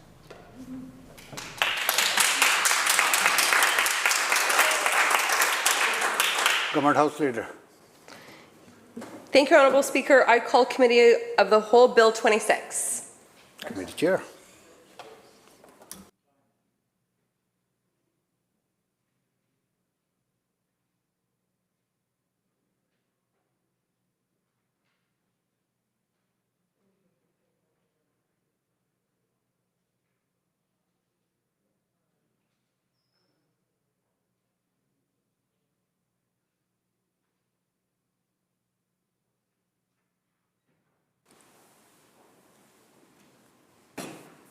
Committee of the Whole will recess for 10 minutes.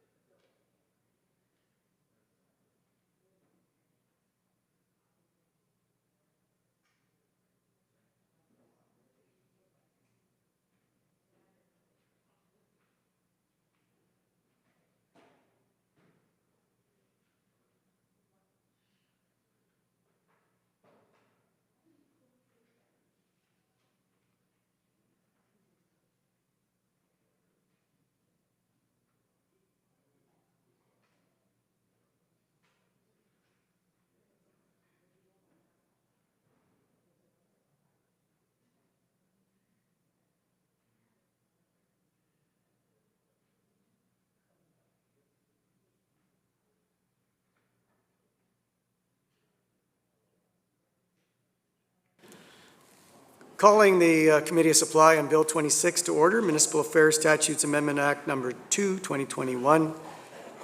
Would the Minister like to introduce her team, say a word or two? Thank you, Mr. Chair. I'd like to introduce the following staff that I have with me today. Tara Faganello, the Assistant Deputy Minister for the Local Government Division. We have Kara Woodward, who is the Executive Director of the Policy, Research and Legislation Branch. And behind me, Michelle Dan, who is Executive Director for the Governance and Structure Branch. I also wanted to let the House know, let the Chair know, I have a number of other staff who will be cycling in and out as we do different parts of this bill. So I do want to just take the opportunity to introduce them now. They are Ariel Guetta. She's a Senior Planning Analyst for Governance and Structure Branch. Miriam Starkle-Moser, Manager for Policy, Research and Legislation, and Jennifer Hill, Director of in Planning and Land Use Management, and Eric Nichols, also a Director in Planning and Land Use Management. So thank you very much. Ready to go. Shall Clause 1 pass? Penticton on Clause 1. Thank you very much, Mr. Chair, and through yourself to the Minister. Minister, nice to see you, and you're always incredibly competent staff, and those aren't here that I haven't seen. So I thank you for the opportunity today. I'll start right in through yourself, Mr. Speaker, to Section 1. Would the Minister give me the purpose of this legislation?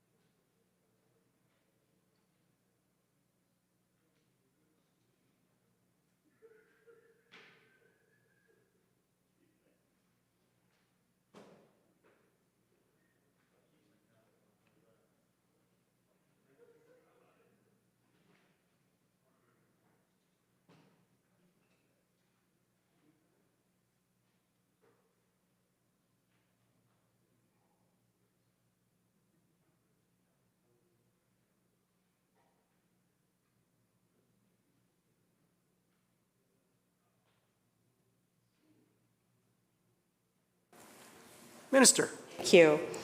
Thank you to the member from Penticton. I'm sure this is going to be a good dialogue and discussion today. And the question around section or clause, do I have that correctly? Clause, not section, correct? Clause, yes, getting the nod. So let me first start about Clause 1, and this is really around public notice, so I'll address that. And if the member meant more broadly other parts of the bill, then please state so, and I can do that after. So this deals with changes to local government public notice, and as the member knows, there have been ongoing local government concerns about the current rules around the publishing of public notice in 2 consecutive weekly newspapers. This is an issue that communities have brought to the attention of UBCM since, in fact, since 2011. 8 different resolutions have been brought forward to UBCM, and the current rules do allow local governments to publish by alternative means when a newspaper publication isn't possible, but local governments have been very clear in letting us know that they find alternative means as something that is unclear and difficult to meet, and additionally that the changing nature of the way we're communicating in our communities means different tools would be preferable to them. So these changes do reflect those generally changing circumstances that we're seeing, the preferences and modes of communication of local governments, and the evolving circumstances where in some communities, for example, weekly publications don't even exist anymore. So that is the purpose of this clause. Thank you. Member. Mr. Chair, and through yourself to the Minister, thank you, Minister, for that. What are the intended impacts of this bill?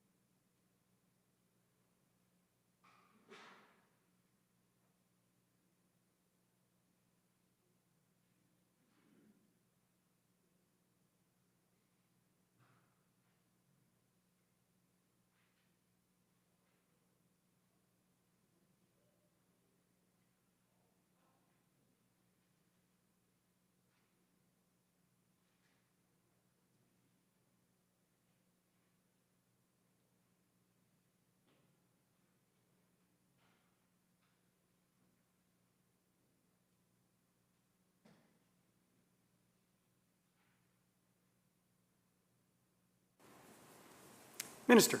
Thank you. So let me respond to this a bit more broadly in terms of the entire bill. Much of this is responding to requests that have come directly from local governments and communities to us. And the bill broadly proposes amendments that will modernize local government public notice requirements by allowing community choice in addition to existing methods for providing public notice, supports the responsible conduct of elected officials by requiring local governments to give consideration to developing or updating codes of conduct, providing the Lieutenant Governor and Council with specific authorities to dissolve the Jumbo Glacier Mountain Resort Municipality, enabling the Islands Trust to meet its specialized mandate more effectively by responding to specific requests of the Islands Trust, including enshrining their collaborative and cooperative processes and engagement with First Nations, and facilitating economic development for the City of Powell River by removing the historic regulatory restrictions on city-owned land in the mill site area. The bill also starts the process of improving the local government development approvals processes, which are often complex and lengthy, and this can lead to unnecessary delays and fewer homes being built, as well as a pent-up demand for housing. So ultimately, those are generally the purposes of the legislation. I'll just close on the development approvals piece. This is around removing the default requirement for local governments to hold public hearings for zoning bylaws that are consistent with the official community plan, and enabling local governments to delegate minor development variance permits to local government staff. Thank you. Member, and for those watching from abroad, it's nice to know that both the minister and the critic are former mayors of great cities in our province. Penticton. Thank you, Mr. Chair. I hope you won't hold that against me in the future, but through yourself to the minister. Minister, in your opinion, what is this bill going to do for the opportunity of housing supply in British Columbia?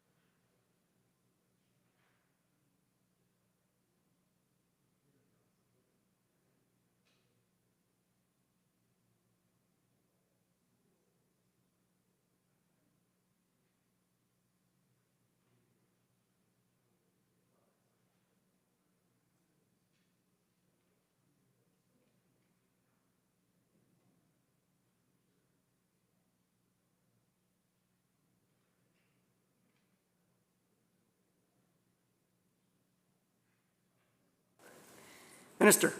Thank you. So the question is around what will these changes do to speed up the delivery of new housing? And I want to set the context that, first of all, these proposed amendments around public hearing and the delegation of minor permits are a direct response to calls from UBCM and communities and other stakeholders who participated in the development approvals process review consultations that took place in 2018 and 2019.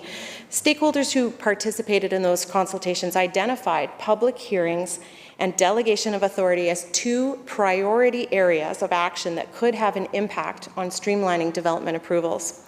So the consultations indicated, too, that local governments are often holding public hearings for all zoning bylaws, regardless of whether public hearings are needed. And so many decisions are coming to councils and boards for consideration that could appropriately be dealt with by staff. The initial feedback we've had from local governments is that this is a positive change, and they have indicated a willingness to deploy these tools. We know that there are hundreds of public hearings taking place across British Columbia, and the removal of this step is one piece of speeding up the development approvals process.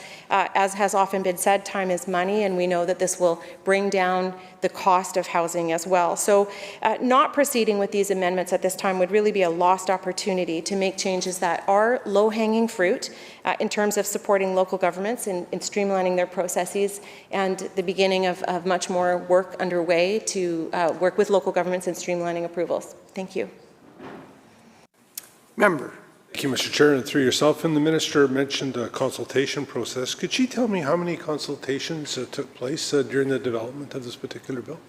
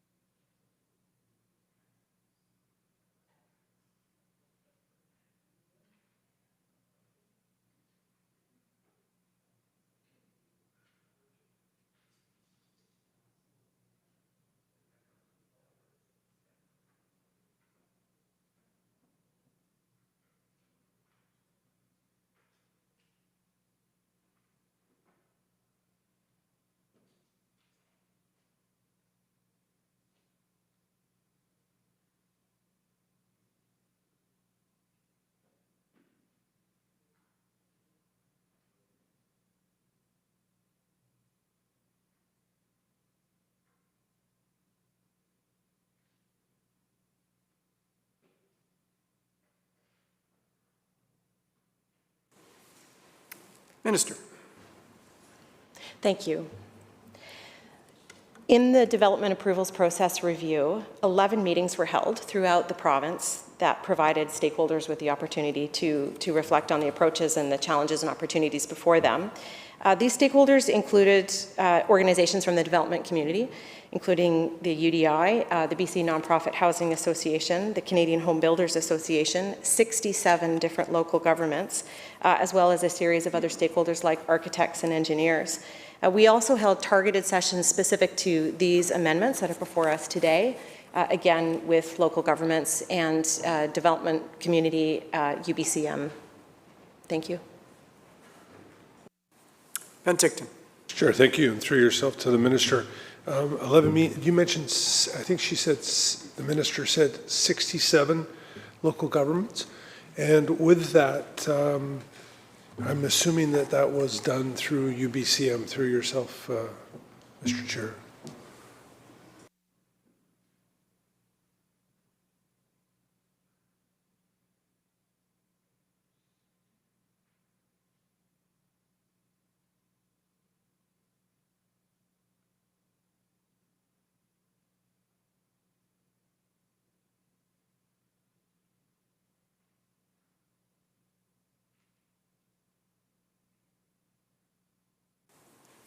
Minister. Thank you. The engagement that was undertaken with local governments was done by the Ministry of Municipal Affairs and in partnership with UBCM at each of the 11 regional meetings. Thank you. Member. Thank you, Mr. Chair, and through yourself, in the area that I'm incredibly proud to represent, we have Indigenous bands beside our municipalities, and my question through you, Mr. Chair, to the minister is, was there any consultation done with areas similar to an area that I represent where we border right on banned lands and banned development? So I'm just curious, through yourself, Mr. Chair, if Indigenous consultation did take place during this process.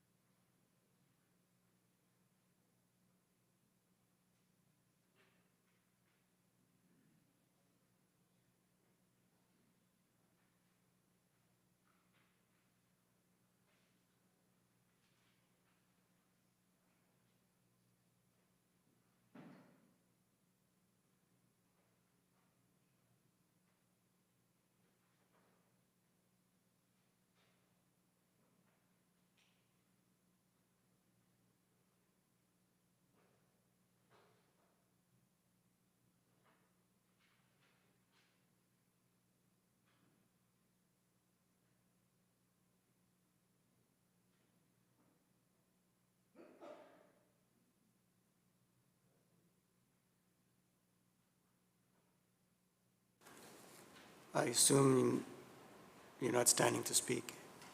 No, okay. Minister, Minister,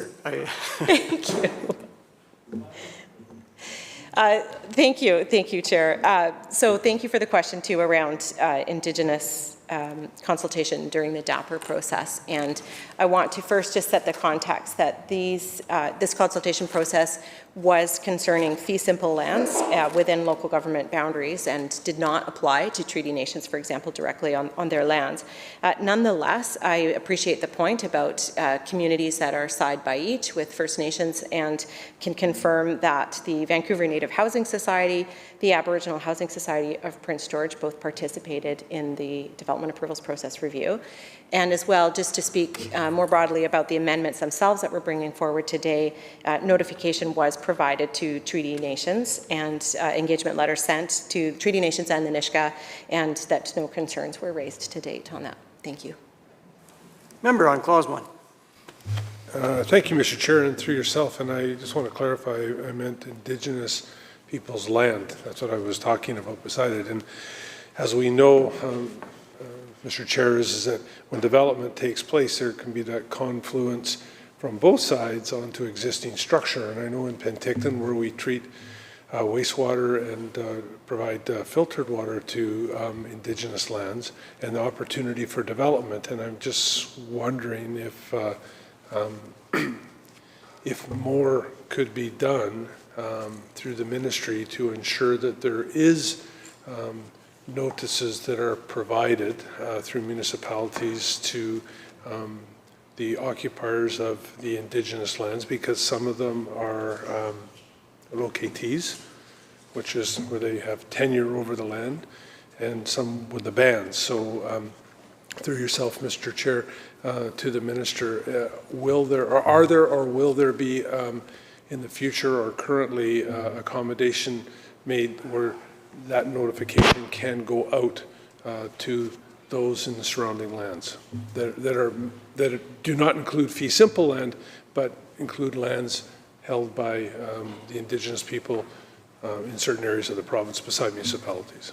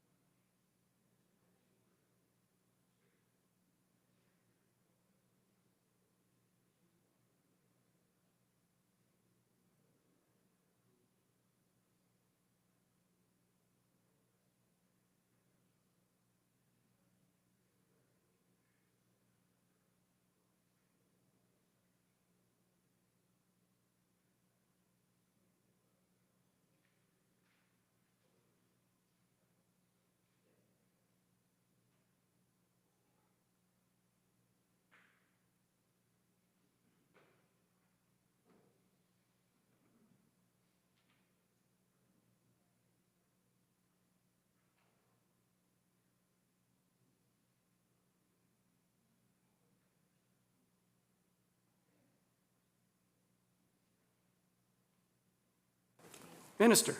Thank you. So thank you for the question around, really around the relationship between local governments and First Nations on land use decisions, and specifically with respect to housing. And I'll start by noting that we understand housing needs do cross boundaries, and note that the housing assessment needs reports that almost all local governments are completing have often involved partnerships with First Nations or engagement with First Nations on those housing needs assessments. We always encourage open discussions between local governments and First Nations on ways that they can support each other. And for example, this might include infrastructure programs. And I'll note that the Ministry of Municipal Affairs does have infrastructure programs that in fact encourage co-application between First Nations and a local government for a service such as water delivery perhaps, or sewage delivery and treatment. And finally, note that there are changes proposed in this act around public notice that actually enable a local government to choose methods by bylaw that would better reach First Nations neighbours or the First Nations in whose territories those local governments lie. Thank you. Member. Thank you, Mr. Chair, and through yourself, I know the Minister mentioned that UBCM was involved in the consultation process, and may I ask through yourself, Mr. Chair, to the Minister, what were the main recommendations that came out of all the recommendations, and were those recommendations assembled and put into the bill as we see it now?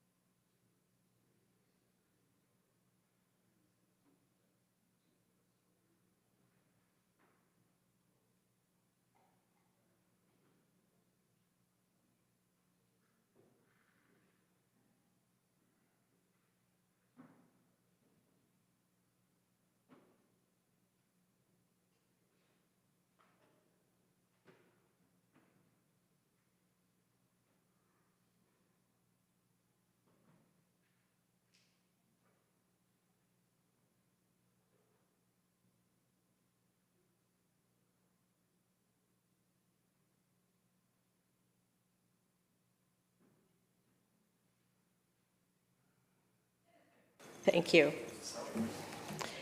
The main recommendations of the development approvals process review really fell around 4 priority areas, and they were streamlining approvals, development finance, public hearings and input, and official community plans and zoning.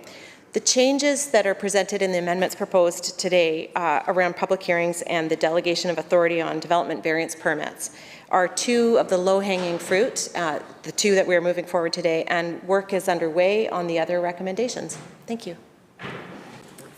Member. Madam Chair, welcome, and through yourself to the Minister. I just want to clarify that I may have said cities and I meant municipalities through yourself, so encompassing all of my discussions instead of just saying cities. So I hope that the context is being taken for all municipalities and or townships. So, and through yourself, Madam Chair, I'm fine with Section 1 and Section 2. My next questions will be based around Section 3. Shall Section 1 pass? So ordered. Shall Section 2 pass? So ordered. On Section 3, member from Penticton. Madam Chair, through yourself, could the Minister clarify what specifically qualifies as a public notice posting place?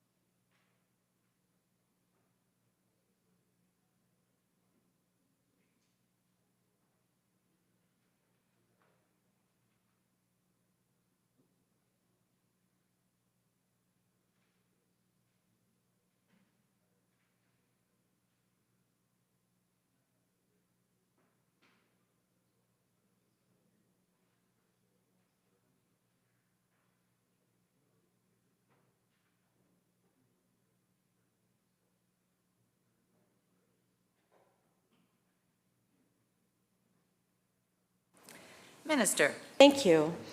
A public notice posting place is a place where a council or regional district board has chosen where public notices will be posted, such as a bulletin board, often near a municipal hall or a regional district office, and it is identified in their procedure bylaw. Thank you. Member. Madam Chair, through yourself, who would determine where it is practical to post a notice in accordance with Section 9(4.1) subsection 1? So who is the determining body for where a notice can or cannot be posted?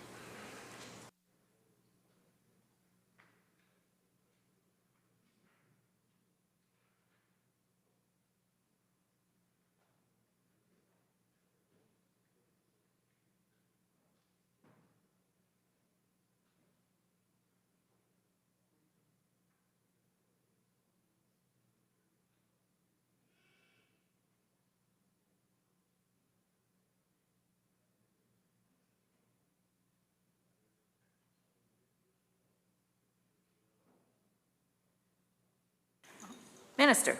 Thank you. Ultimately, it's the local government that is responsible for determining where that public notice posting place is. And as they know their communities best, they will determine where that place will be. And the council, in the case of a municipality, or the board, in the case of a regional district, of course, is always ultimately responsible for the procedures bylaw in which the public notice posting place is described. Thank you. Member. Madam Chair, through yourself, oversight. Who is there for oversight on these issues about posting?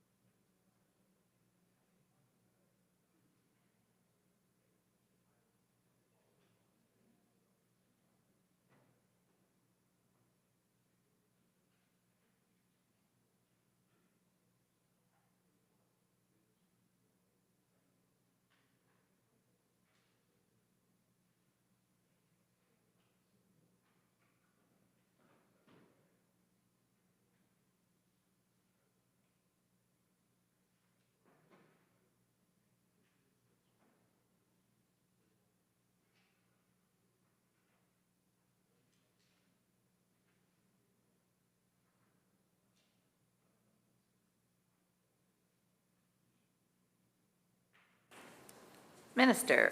Thank you.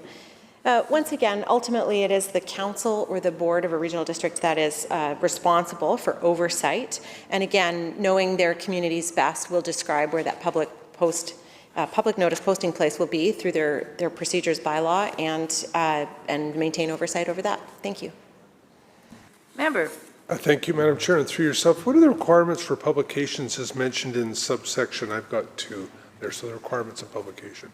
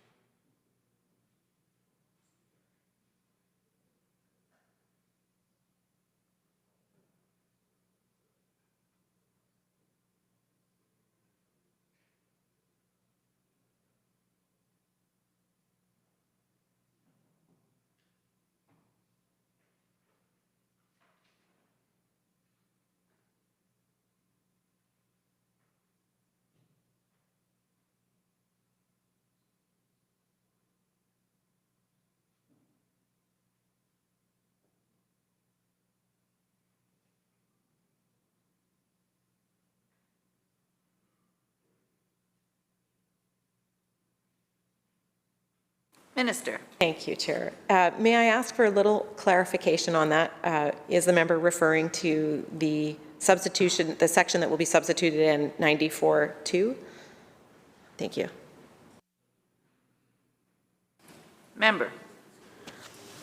Madam Chair, thank you, and through yourself, in section 2, I've got, when a council adopts a bylaw, they must publish the notice in at least 2 different ways. This does not include the public notice posting places. So my question is the publication of in two different ways, if the minister could just clarify that.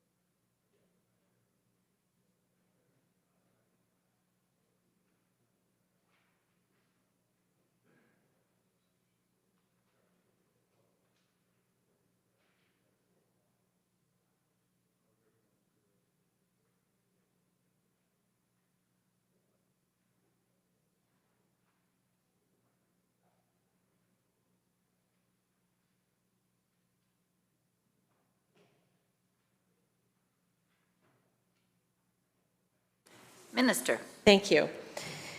if I understand the question correctly, around two different means of providing notice. The intention of these amendments is that the local government will select those methods that work best for their community, but they must meet the principles of effective public notice. So I'll just briefly describe those. That is that they are accessible, reliable, and suitable. So accessible, that the notice is provided in a format that's easy to access and has broad reach in the community. Reliable, that the information is provided by sources that are dependable and trustworthy. And suitable, that the notice format is appropriate for the information that's being conveyed. And again, each community will have the opportunity to determine which methods they suit them best, and then they will prescribe that by their own new public notice bylaw. Thank you. Member. Madam Chair, thank you, and through yourself. Can the minister give an example of Section 94, subsection 3? And I have it gives the minister authority when council is adopting bylaws in this section. So what is that authority?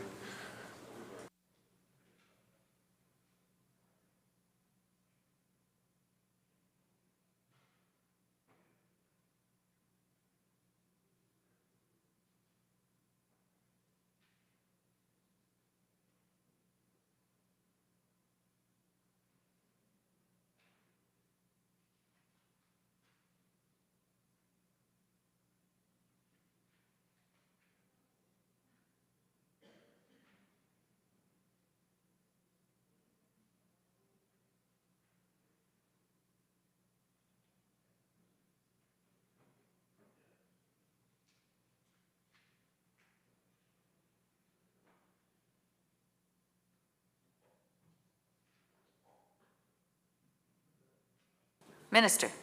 Thank you.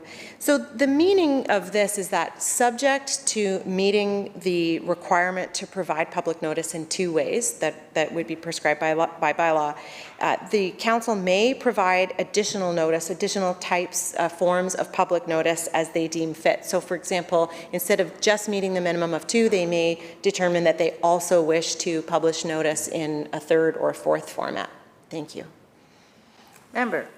Thank you, Madam Chair, and through yourself. So if a council providing additional opportunity of notice, how does a council determine that? And through yourself, Madam Chair, I heard the minister say wish, if they may wish, but is there other determining factors, or is it just that they're trying to get, and I'm not trying to put words in your mouth, or the minister's mouth, sorry, Madam Chair, does it the council just wishes to have a larger dissemination of information about the particular hearing? So.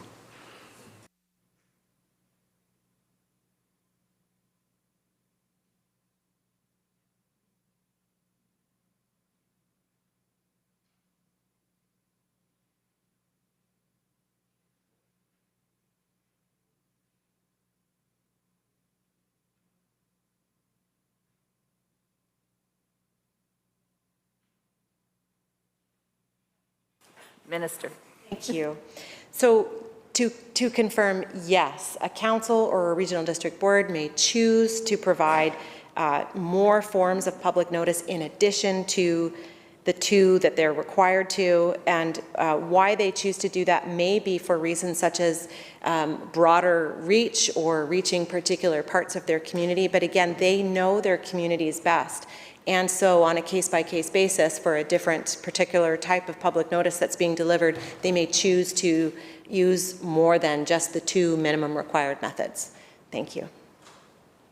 Member. And Madam Chair, through yourself, thank you to the minister. Threshold, and I think you've answered that for me, the threshold to provide additional notice. But when would that decision be made to provide the additional notice? If a municipality / council or board wishes to do so.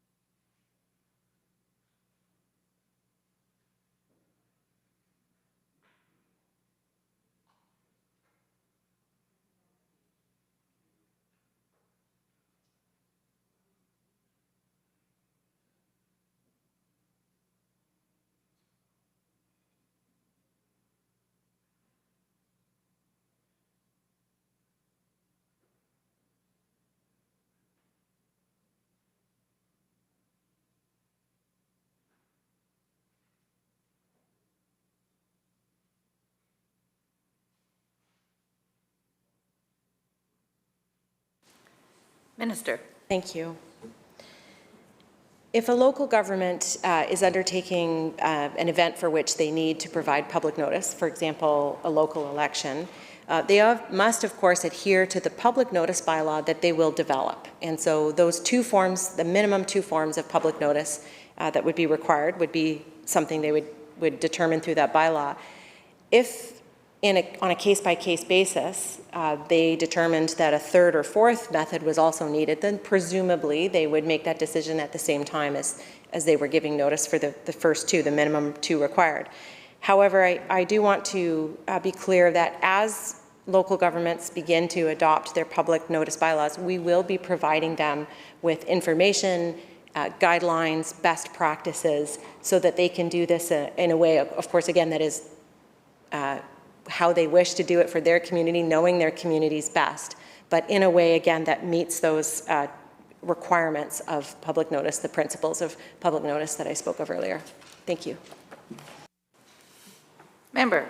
Madam Chair, through yourself, and the Minister has said it will be bylaw independent to the municipalities or regional districts or townships.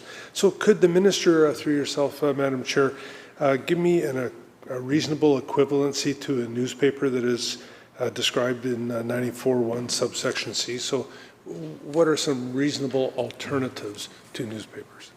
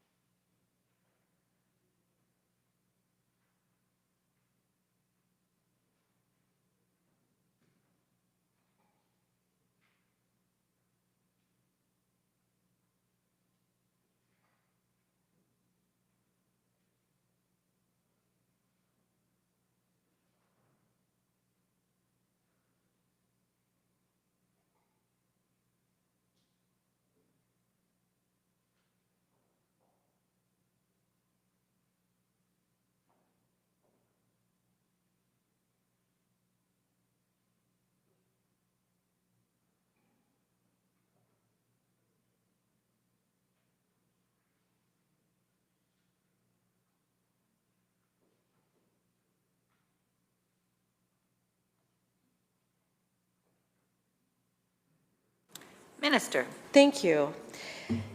In answering this question, I want to first be clear that the changes that are proposed in this legislation will not require local governments to move away from publishing public notices in newspapers, and instead that this gives local governments the flexible option to choose, if they determine that they need it, a better or more modernized approach that's suitable for their community. And so a community may choose additional or alternative to newspapers, something such as a local government website, or an online newspaper, a direct mail out, or a public posting notice in a local government recreation center, for example. But again, this is about providing a flexibility to local governments to make choices to modernize their public posting requirements should they choose that they need to. And in fact, in recently speaking to a mayor of a community who, the community that authored one of the resolutions that went to UBCM, the mayor was very clear that the flexibility was very much appreciated, but that there was no intention at that time to move away from newspapers because their community does have a weekly newspaper, but the ability to change that or to add to it was very much appreciated. Thank you. Member. Madam Chair, through yourself, and I would like to thank the Minister, because local newspapers in our communities have been through an awful lot in the recent times, and governments do have the opportunity to support them in ways that have been traditional, and I hope that does carry on. So through yourself, Madam Chair, one of the issues in one of the discussions that I've had in various municipalities was best efforts, and it has been proposed that the opportunity to post on websites and social media platforms, etc. And unfortunately, sometimes these have a tendency to go down, especially when you're in some of the smaller rural areas where we don't have consistency, and or track that where sometimes we don't have the consistency of complete 24-hour service without some interruptions. So if a site was, and this is a proposal, if a site was to go down for a period of time during the notice period, would the ministry expect it to be extended for the time of period that the site was down, i.e. where the notification went, it was posted, the site was down and came up in X amount of time, would that X amount of time would be added to the posting? And this is a question from a municipality.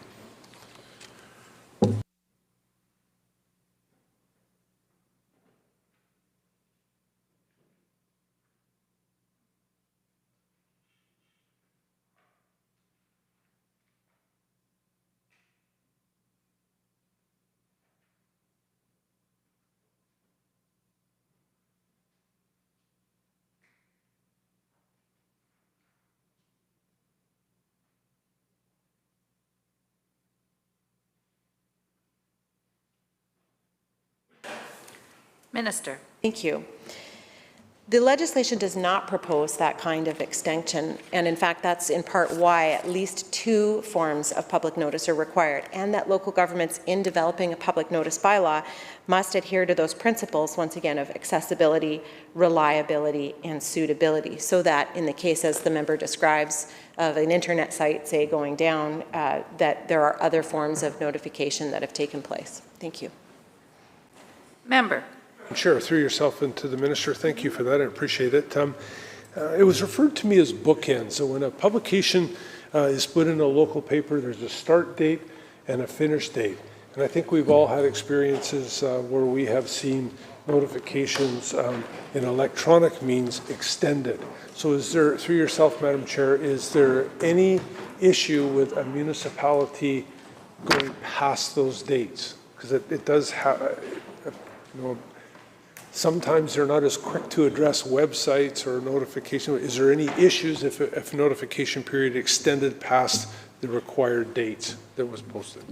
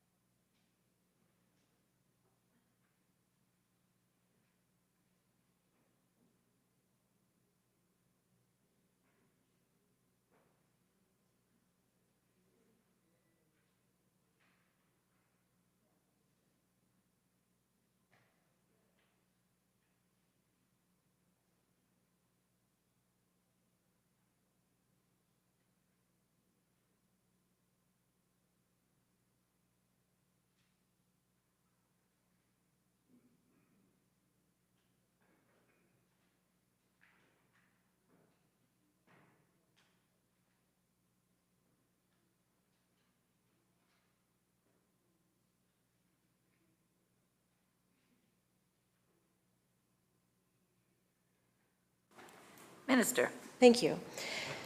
In providing public notice of an event, the local government will work backward from the date of the event.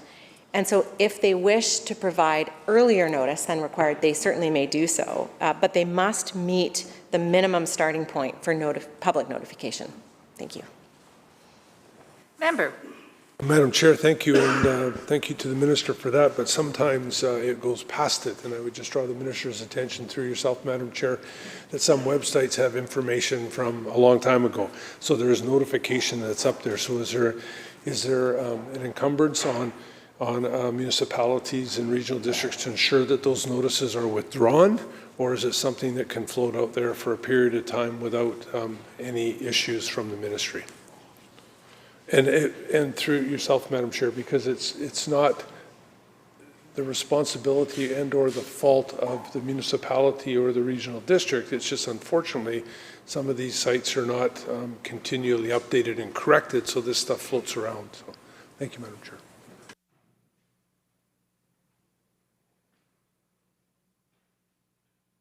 Minister. Thank you. I think I do understand what the member is getting at, and I can say there's been a number of times when I've gone to the public notice board in front of the grocery store in my hometown and been really disappointed to learn that I just missed something because the notice is still up. And in this case, on the publication of a notice online that the owner of the website perhaps fails to take it down in time, unfortunately, that's really just not addressed by the amendments proposed today. Member. Thank you, Madam Chair. That's fine for Section 3. I have a few questions on Section 4. Shall Clause 3 pass? Aye. So ordered. Shall Clause 4 pass? Aye. Member. No, on Section 4 I have some questions. Impact on local governments for the alternate means of publication. Does, through yourself, Madam Chair, the Minister or the Ministry have any indication of any impacts upon local government for the alternative means of publication?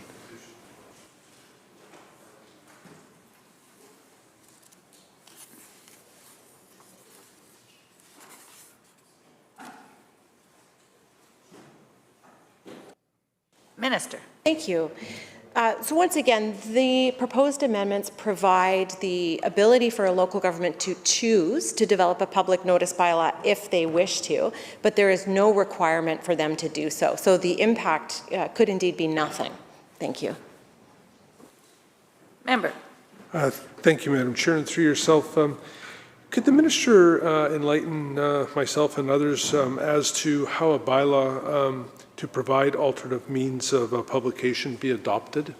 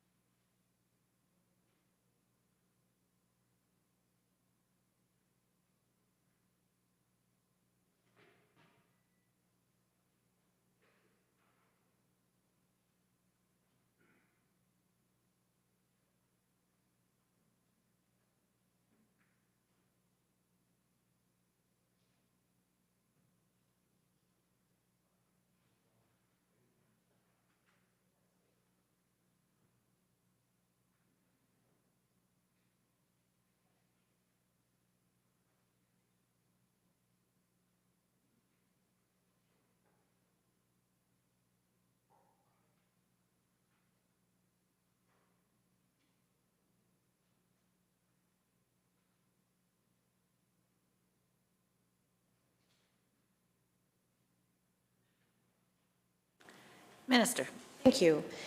The public notice bylaw would be adopted considered and adopted like any other bylaw in an open meeting with 3 readings and adoption.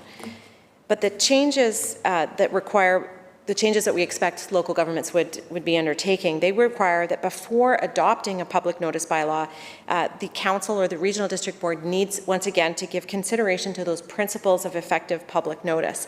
And this ensures that the local government turns its mind to methods of giving notice that support community participation and accountable decision making. So this means those principles will ensure that the flexibility is given to local governments, but that they're meeting the test of what the public needs and what their community is most in need of.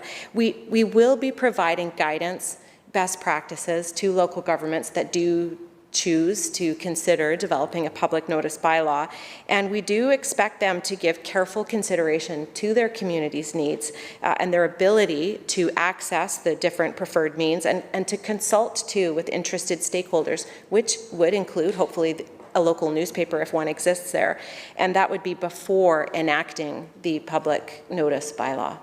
Thank you. Member. Chair, through yourself, thank you, Minister. A quick question. Could the Minister or staff give a few examples of alternative form of notification?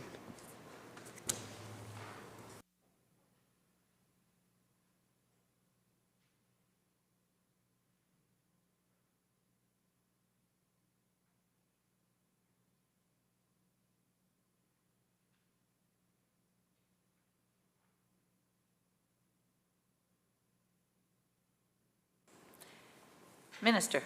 Thank you. Different methods might include a local government website, an online newspaper, a direct mail out, or a notice board at a local government recreation center, for example. Thank you. Member. Thank you, and Madam Chair, through yourself. Section 942, subsection 6, allows the Minister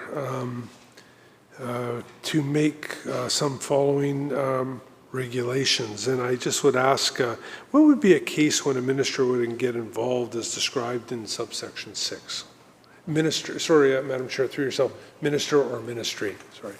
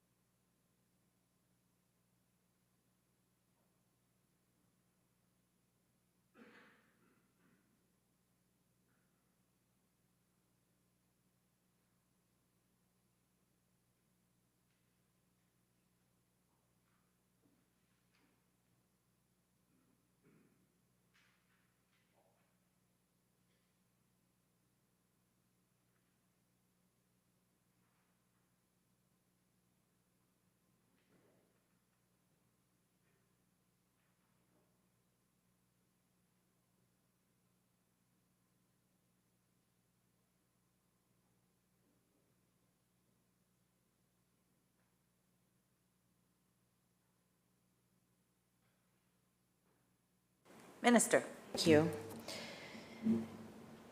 So as the member knows, this section allowing the minister to make regulations provides us with the ability to respond quickly to local governments. And as local governments choose to implement this ability and develop their own public notice bylaw, we will of course be monitoring it and engaging with local governments to understand how it's going. However, this section provides a bit of a safety net so that should they be required in the future, the minister would have the ability to make regulations, for example, adding another principle in addition to those of reliability, suitability, and accessibility, which will be included in the regulation if this legislation passes. Thank you. Member. Thank you, Madam Chair, and through yourself. So that would be a situation which also a minister would select a notice of publication if a situation like that arrived, and would the minister step in to ensure that public notice is being given appropriately?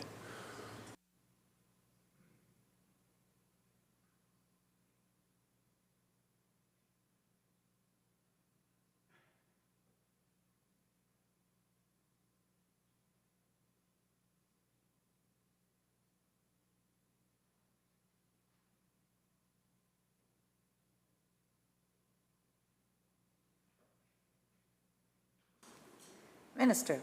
Thank you. Yes, I think the member's understanding is correct that under 94.26B, for example, the minister could make a regulation that prescribes one of the means of publication be specified in the bylaw that a local government adopts. That could be an outcome. Thank you. Member. Thank you, Madam Chair, and through yourself, does a local council/board have the opportunity to make recommendations to the minister as to what publications that they would foresee would be the best for their community in the situation that we just discussed?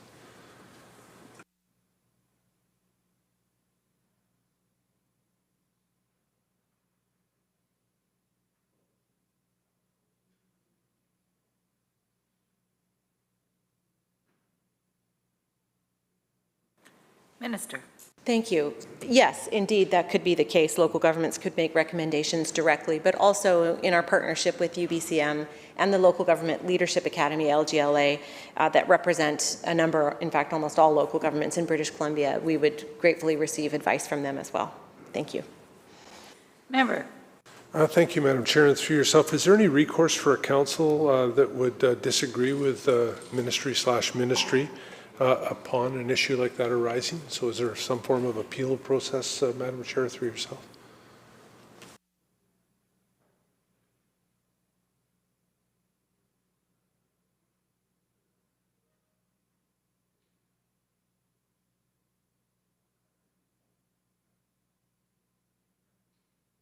Minister. Thank you. No, an appeal process isn't contemplated, but again, I want to emphasize the partnership and collaboration that we have with UBCM, with LGLA, and also with the Local Government Management Association, LGMA, that represents a number of staff people that work for local governments. And again, that collaborative nature means that we want to work with to enable local governments to be successful, and of course, always listening to that and taking the advice that they provide to us. And in fact, again, most, if not all, of the amendments that are proposed in this legislation today come directly from suggestions and feedback from local governments. Thank you. Member. Madam Chair, thank you. I don't have any more questions on Section 4. The next in line for myself is the Code of Conduct. However, one of my peers does have questions on Jumbo Glacier, so I'm not so sure if appropriate staff are here at this point in time. So, All right. Shall clause 4 pass? So ordered. On Section 5?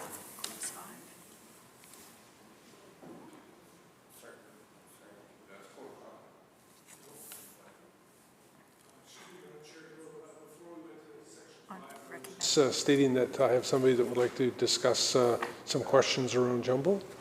Okay, so leave it till then. I apologize. Sorry, I was just trying to be accommodating. I apologize. Okay, so Section 5, Madam Chair, through yourself, was there any consultation done to develop this section underneath the Code of Conduct?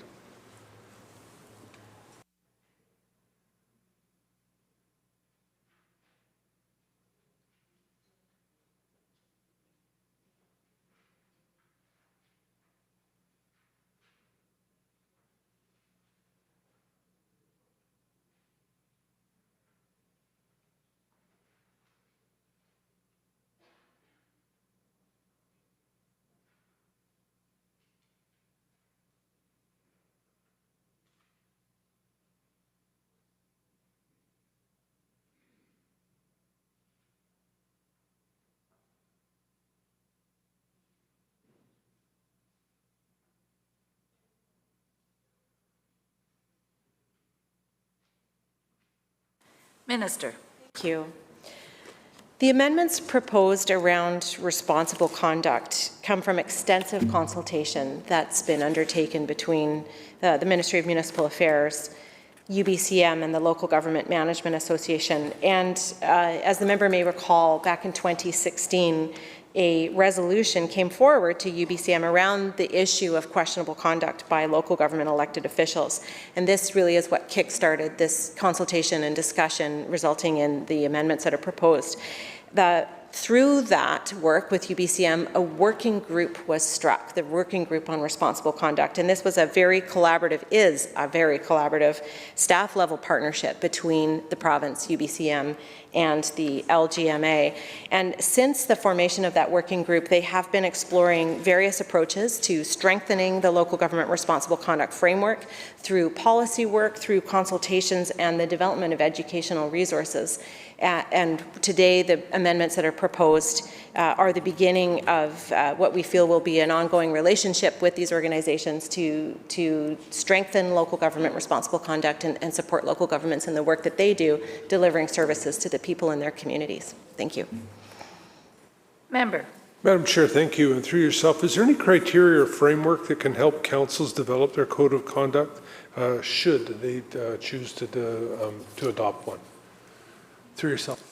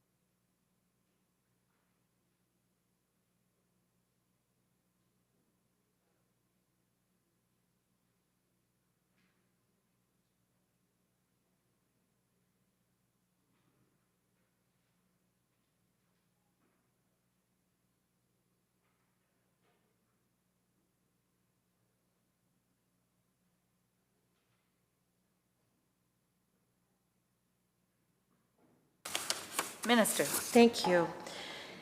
Communities will be very well supported in developing, implementing, or revising a code of conduct. And the Working Group for Responsible Conduct identified and defined 4 foundational principles: integrity, accountability, respect, and leadership and collaboration. And these are used as a resource to guide the conduct of both individual elected officials and a collective council or a board. So embedding these principles into the local government legal framework is going to signal to local governments the importance of responsible conduct and the good governance of their communities and demonstrate their accountability to the public. The Working Group for Responsible Conduct has issued a document forging a path to responsible conduct, and UBCM has developed a model code of conduct which was considered at a past convention. So again, to wrap up, local governments will be well supported through this process, and of course staff at the Ministry of Municipal Affairs, staff at UBCM, LGMA, LGLA are all here to support local governments as they do this important work. Thank you. Member. Thank you, Madam Chair. Are there, through yourself to the Minister, are there any aspects that must be included in the Code of Conduct that the Ministry requires?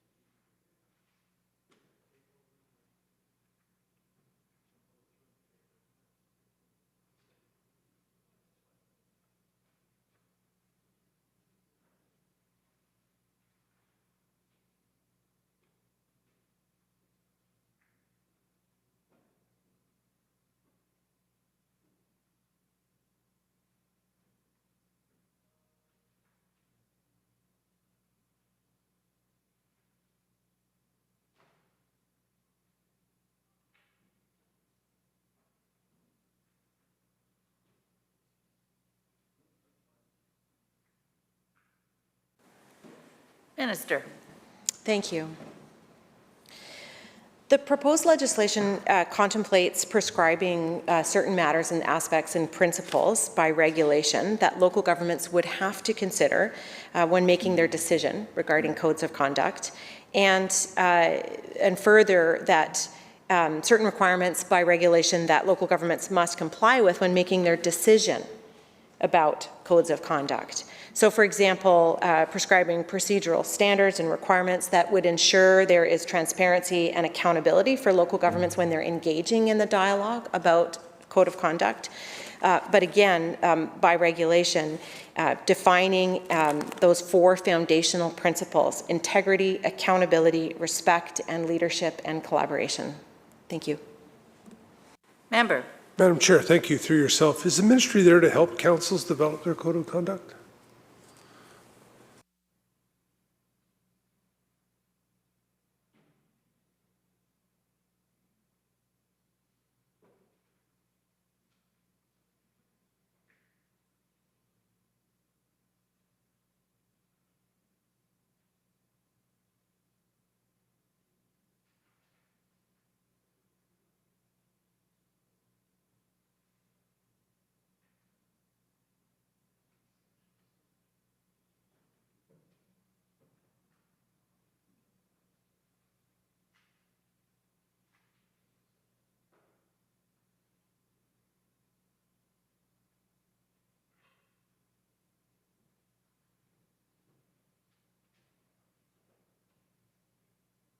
Minister. Thank you. To assist local governments in developing their codes of conduct, the UBCM has developed a model code of conduct for local governments to contemplate. And of course, the Working Group for Responsible Conduct has developed a very comprehensive guide that will assist councils and boards and their staffs in the conversation. And that really is the emphasis here, that dialogue, the discussion that local councils or regional district boards have in the consideration of a code of conduct and what it should contain is a very, very key element of this process. A number of local governments have also taken the step of engaging consultants who specialize in this kind of work to help facilitate the conversations that they need to have in the development of that code of conduct. Thank you. Member. Thank you, Madam Chair. Through yourself to the minister, if a council neglects to consider a code of conduct, is there any sanctions or other issues brought down on the council and or board from the ministry regarding that if they say no to a code of conduct?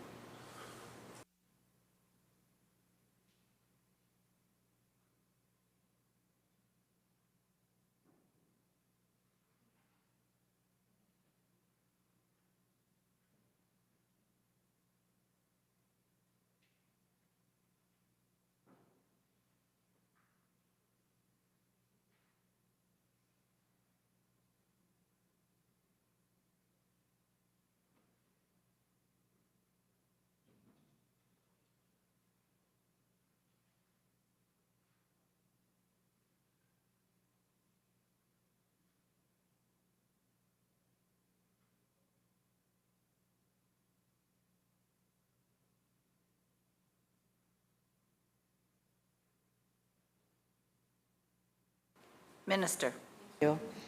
There are no sanctions per se if a local government chooses not to use or implement a code of conduct, but they would be required under the proposed amendments to, prior to January 1st in the year of a local election, to reconsider that.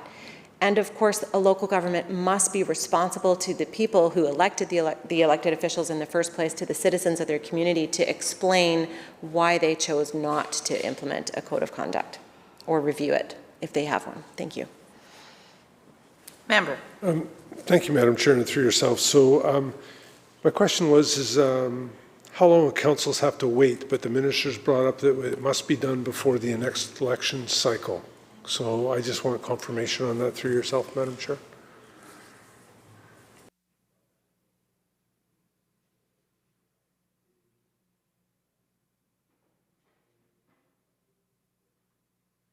Minister. Thank you. If passed, this legislation would require local governments to consider a code of conduct within 6 months of the 2022 general local elections, and then if they chose not to implement one at that time prior to January 1st of the year of the next general election. Not 2022, pardon me, let me correct that. Oh no, it is 2022. We're 2024, right? 2022, so it would be 2026. Prior to January 1st, 2026, they would need to reconsider. Thank you. Member. Thank you, Madam Chair, and through yourself. Who does the council report to when they have either considered or reconsidered their decision?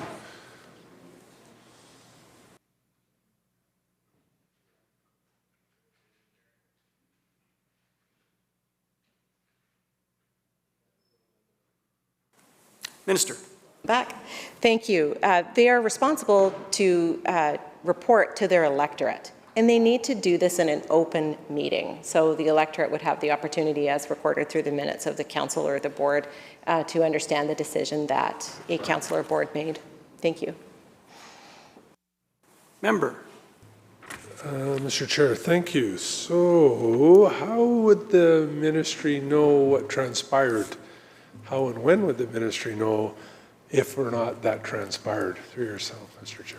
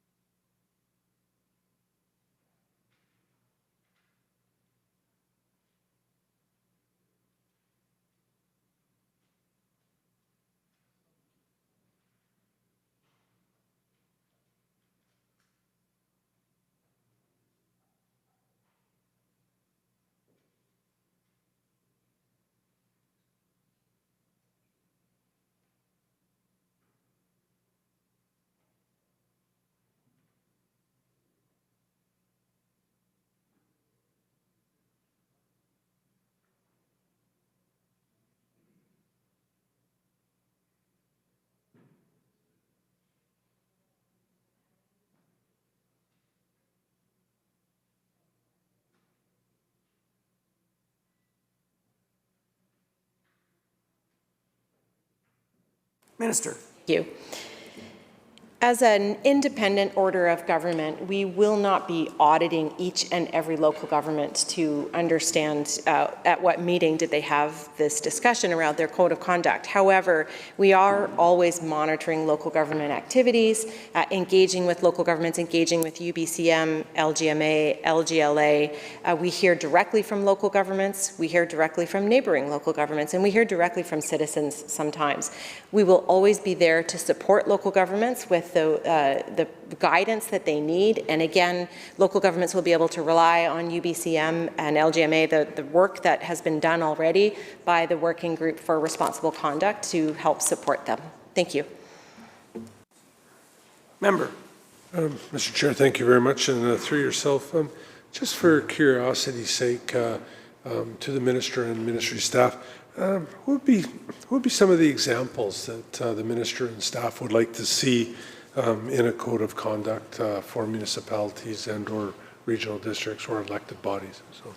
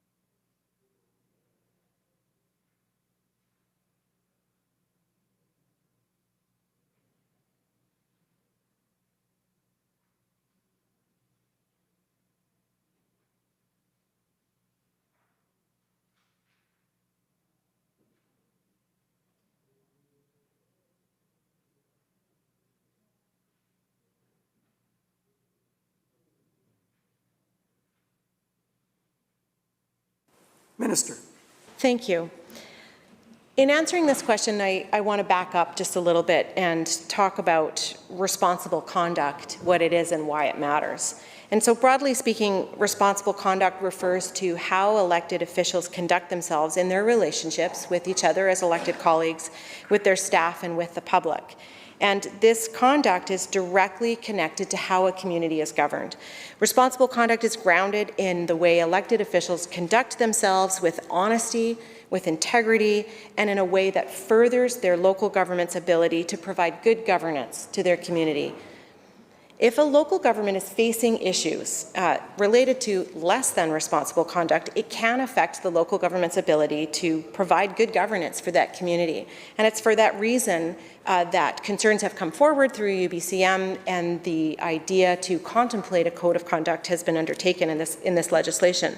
A code of conduct is a written document that sets out the shared expectations that local elected officials have for conduct and behavior. A local government council or a board could adopt that code of conduct to establish those shared expectations for not only how the members should conduct themselves while carrying out their responsibilities, but how they're going to work as a collective decision-making body for their community. And so we expect these changes would lead to local governments creating a standardized process requirement for elected officials to engage in that regular and meaningful dialogue about how they're going to govern together, how they're going to work together while carrying out the elected duties of their office. So that's why the working group has come up with the guidance that they have, why the UBCM has come up with the model code of conduct, and we feel strongly that this is a good tool for local governments, a good launching point for local governments to use as they undertake these very, very important conversations. Thank you. Member for Penticton. Thank you, Mr. Chair. And through yourself, I've heard the minister say elected officials. Is that the only entity that a code of conduct will apply to? Specifically, this code of conduct that is being proposed? Thank you, Mr. Chair.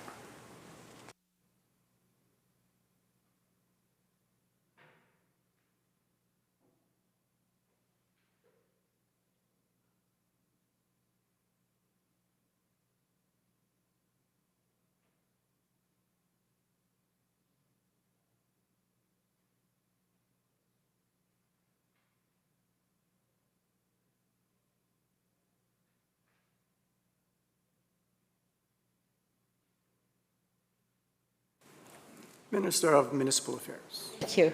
Yes, the member is correct. The code of conduct applies to elected officials.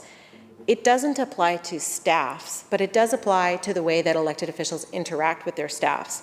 And it will apply to be clear, not only all local governments, but also the City of Vancouver Park Board and the Cultus Lake Board, in addition to local governments. Thank you.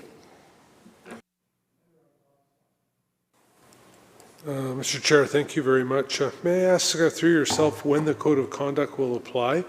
For example, it would only be during a council meeting or a board meeting, etc. So.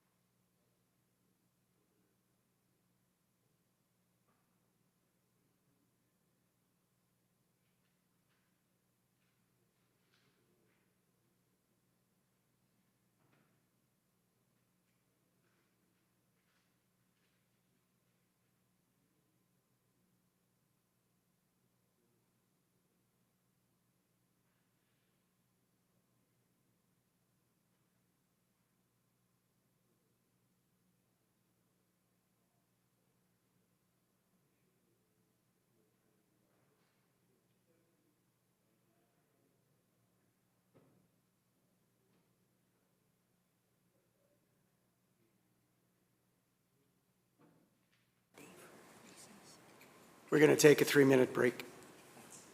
We're in recess. Thank you.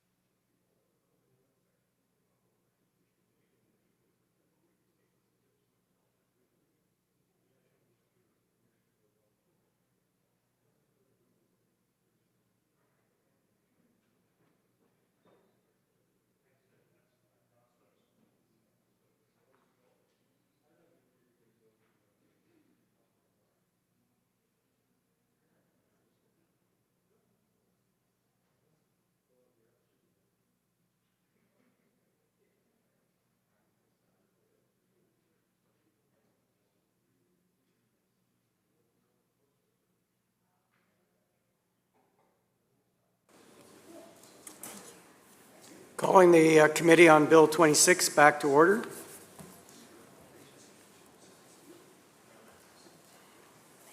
Minister? Thank you. The application of a code of conduct goes far beyond just an elected official's behavior at a meeting, and in fact should apply to any aspect of their role as an elected official in carrying out their duties. So this might include attendance at public meetings, open houses, media, social media, examples like that. And again, this is about good governance and the behavior, the integrity and respect with which elected officials not only treat each other, but the people that they serve and the staff that they work with. Thank you. Member for Penticton. Thank you, Mr. Chair, and through yourself, may the Minister describe, or could the Minister describe, what are the prescribed principles for codes of conduct in Section 113.2, subsection 2A specifically?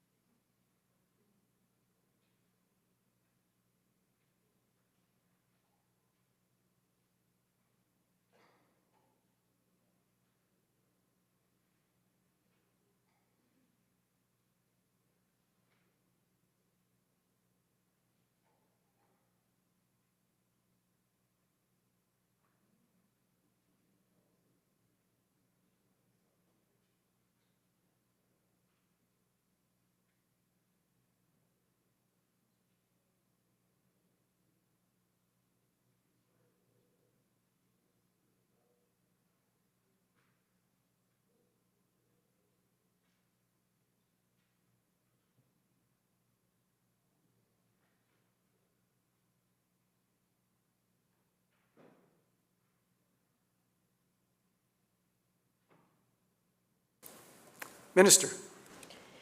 Thank you. The principles that are contemplated to be can be prescribed by regulation would be, again, integrity, accountability, respect, and leadership and collaboration. Thank you. Member. Mr. Chair, thank you, and thank you to the Minister. And could the Minister also explain what the prescribed requirements are in Section 113.2, subsection 2C?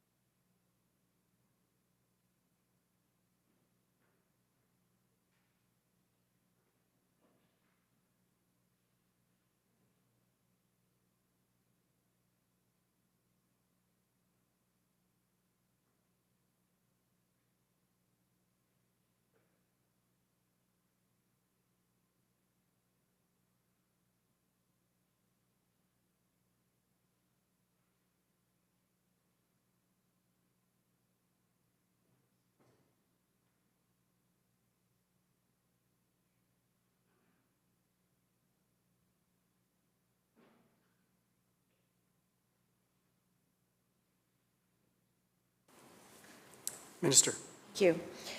So as I described in the last question and answer, under the prescribed principles for codes of conduct, the principles being contemplated are, again, integrity, accountability, respect, leadership, and collaboration.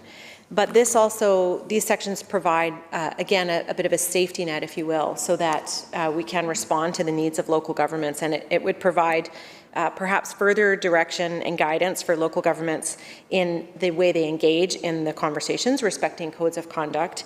So they may be required to consider certain matters, for example. So it could be around the effectiveness of any of the existing policies or codes of conduct that they have currently in place. It might be around previous dialogue that they have had around codes of conduct or verbal discourse, how they behave and conduct themselves. It might be codes of conduct as they apply to their relationships with the public and staff. And as well, a regulation could prescribe certain forms of certain notice or public consultation requirements, such as notifying the public of when the conversation will take place or establishing opportunities for public input into the conversation respecting codes of conduct. Thank you. Member. Thank you, Mr. Chair, and my thanks to the Minister on that. And I have received some correspondence on this, and I would like to paraphrase an individual that I have a huge amount of respect for, Mr. Chair, if I may so. And it says that, and I'm paraphrasing, I'll put some of my own words in. It's a real sad state of affairs that a mandate of this stature needs to come down, which is, a real complete departure in the many circles that us in this wonderful House of the People have grown up with, and the decorum and the common decency of elected officials in public office is changing. And I really hope that the ministry is there to help those elected bodies that need a hand, that are going to stumble with this. And again, I really hope, Mr. Chair, that the ministry is there to help those that are going to need this. And I also hope that the ministry is there to address the issues that some of those elected bodies and some of the issues that they get involved in. And I think in the future it's going to be unfortunate, but this may have to be more than just a suggestion and a proposal, that we are all going to be faced with code of conducts in our elected official positions, and that hopefully we can bring that decorum of decency back to those that unfortunately don't practice it, and give others a name. And especially in today's media, where a newspaper, you never wanted your name to be on the front page of a newspaper, but oh my gosh, it can be on Twitter, and it can be on all these other things that I don't even know about, that my kids tell me about. So I will leave that section with those words, and I am fine, Mr. Chair, with section 6, 7, and 8, and my next questions will be around section 9. So clause 5 pass. So ordered. Shall clause 6 through 8 inclusive pass? So ordered. On clause 9, Penticton. And if I could ask members to please take their conversations outside. Thank you.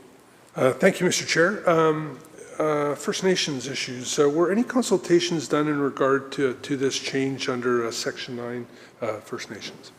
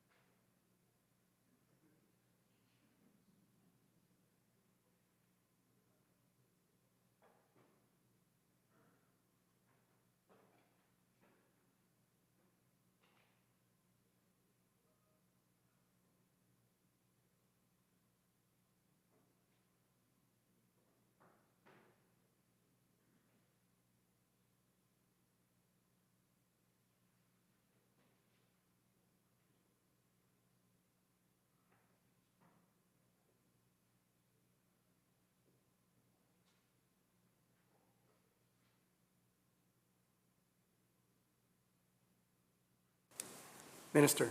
Thank you. Thank you for the opportunity to speak a bit about the Islands Trust and their relationship with First Nations, and the importance of this amendment, proposed amendment for the Islands Trust.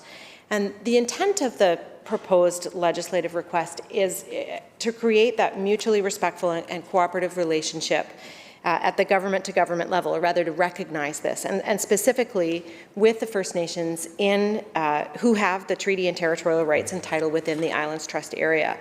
The Islands Trust has come forward specifically with this request for the amendment, and they've confirmed that they will always continue to learn from and work with the Indigenous people who live in the Trust area. I do want to emphasize that the change is not providing any additional powers or doesn't place any additional responsibilities on the Islands Trust, but it will align the Islands Trust Act with their commitments to reconciliation, and it will provide the formal recognition of Island Trust's current policies that are related to building relationships and working in cooperation with First Nations in the Trust area in this legislation. Thank you. Penticton. Thank you, Mr. Chair. And through yourself, may I ask how many consultations were done?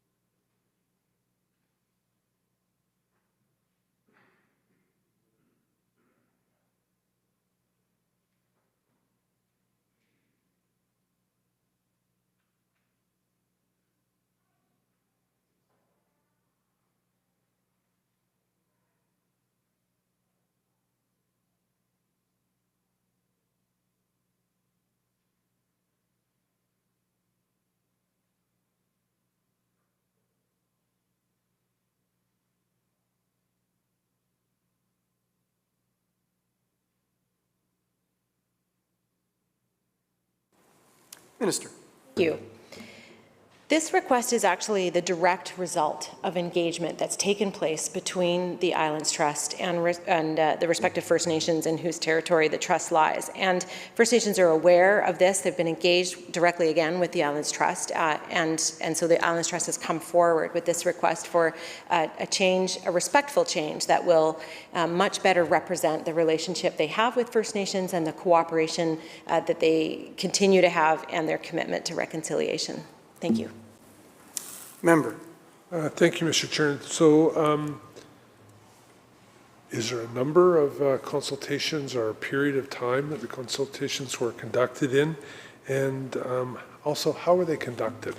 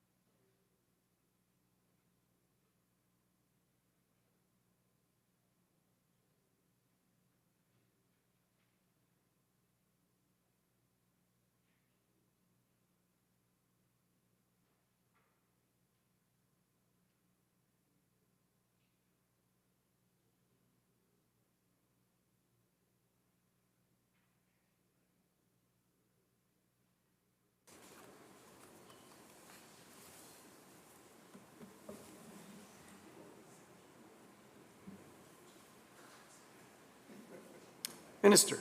Thank you. Once again, this request really reflects the existing practices of the Islands Trust and is the result of the ongoing consultations and engagement that Islands Trust has with First Nations in whose territories they lie. And I do not have specific details of the engagement sessions or conversations that have taken place, but should the member like some more details, then that would be certainly something I could endeavour to provide after today. Thank you. Member. Chair, thank you very much, and thanks to the Minister for that. May I ask, though, if the Minister is apprised to it, what were some of the main recommendations that came out of the consultation period?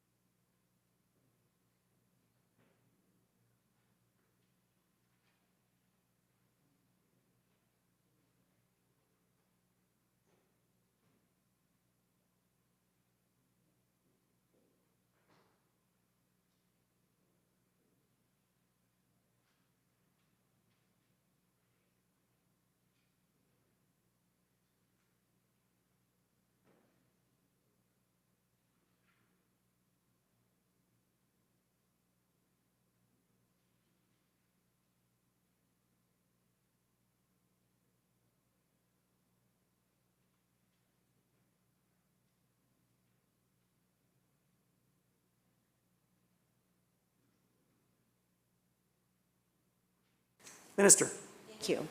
So in answering this question, I'll just back up to say and remind the House that the purpose or the object of the Islands Trust under the Islands Trust Act is to preserve and protect the trust area and its unique amenities and environment for the benefit of the residents of the trust area and of British Columbia generally. And the object provision specifically identifies certain local authorities, other persons and organizations, and the province of British Columbia as bodies that the Islands Trust works with in cooperation to achieve its mandate.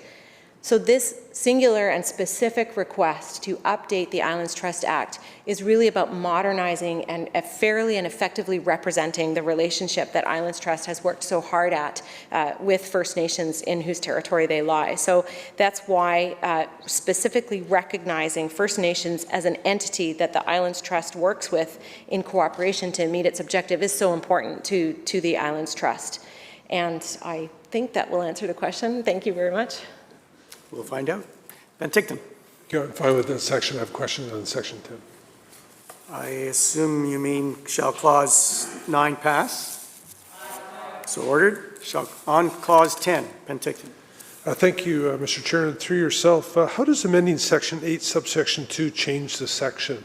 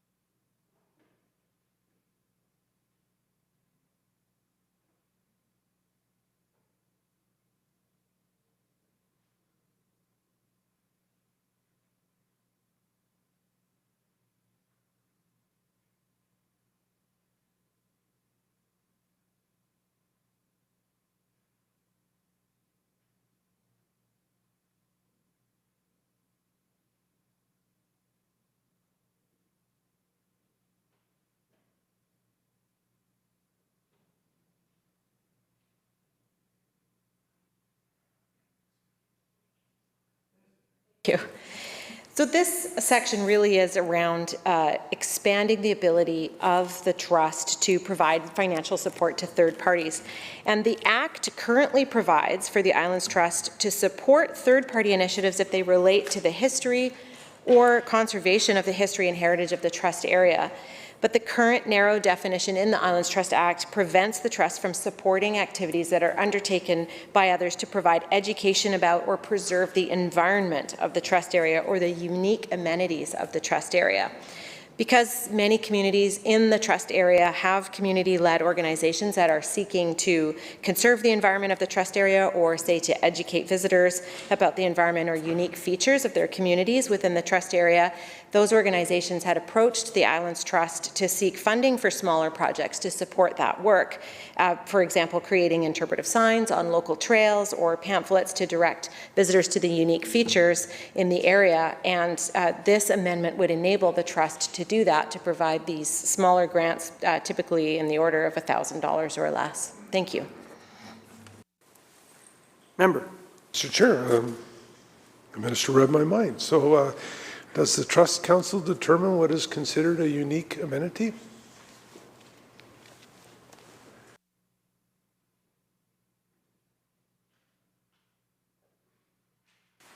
Minister. Thank you.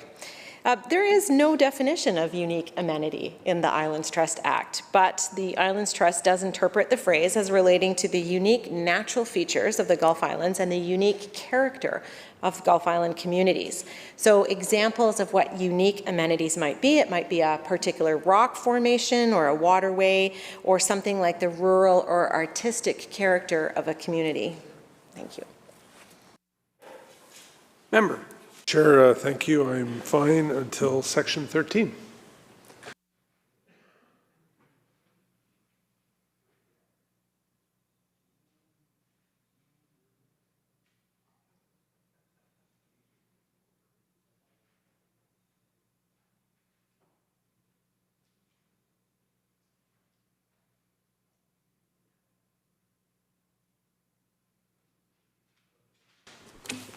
Sorry, Mr. Chair, I'm okay. I have no more questions until section 13.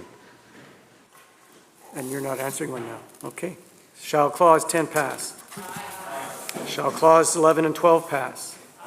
So ordered on both those, and also on clause 10, so ordered.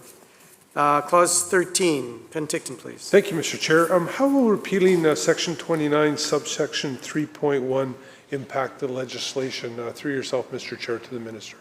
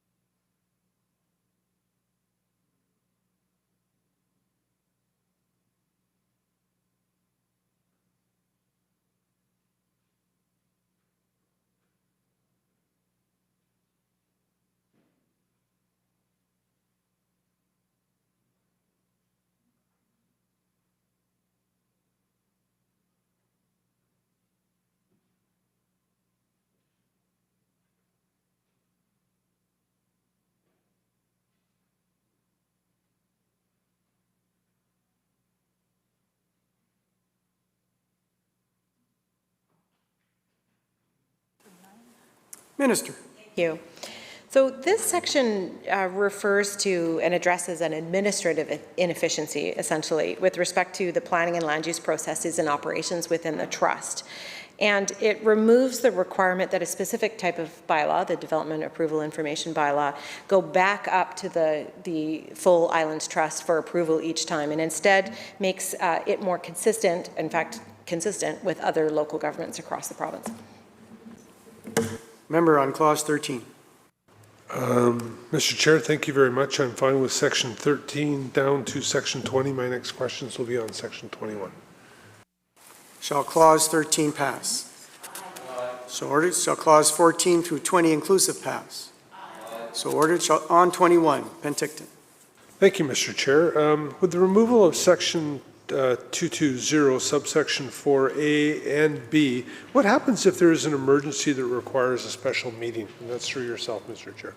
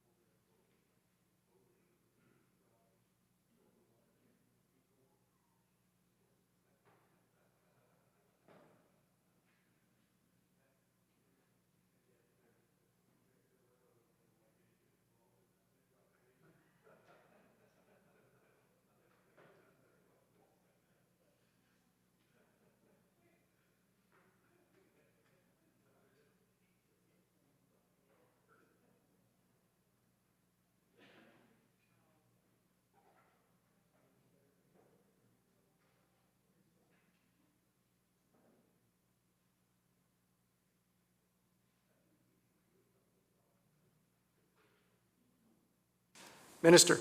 Thank you. This legislative amendment provides us the opportunity to modernize the notice requirements for a special regional district board meeting by removing the requirement to mail a notice to board members 5 days before a special meeting takes place. So the member's question is around emergencies. What happens if there's an emergency? In this case, the amendment would allow members to be notified by email, for example, electronic means, which would be much better than taking 5 days in the mail to provide that notice. Thank you. Member. Thank you to the Minister through yourself, Mr. Chair, and through yourself. When would be a situation where notice is waived by unanimous vote of all the directors, if the Minister has an example of that?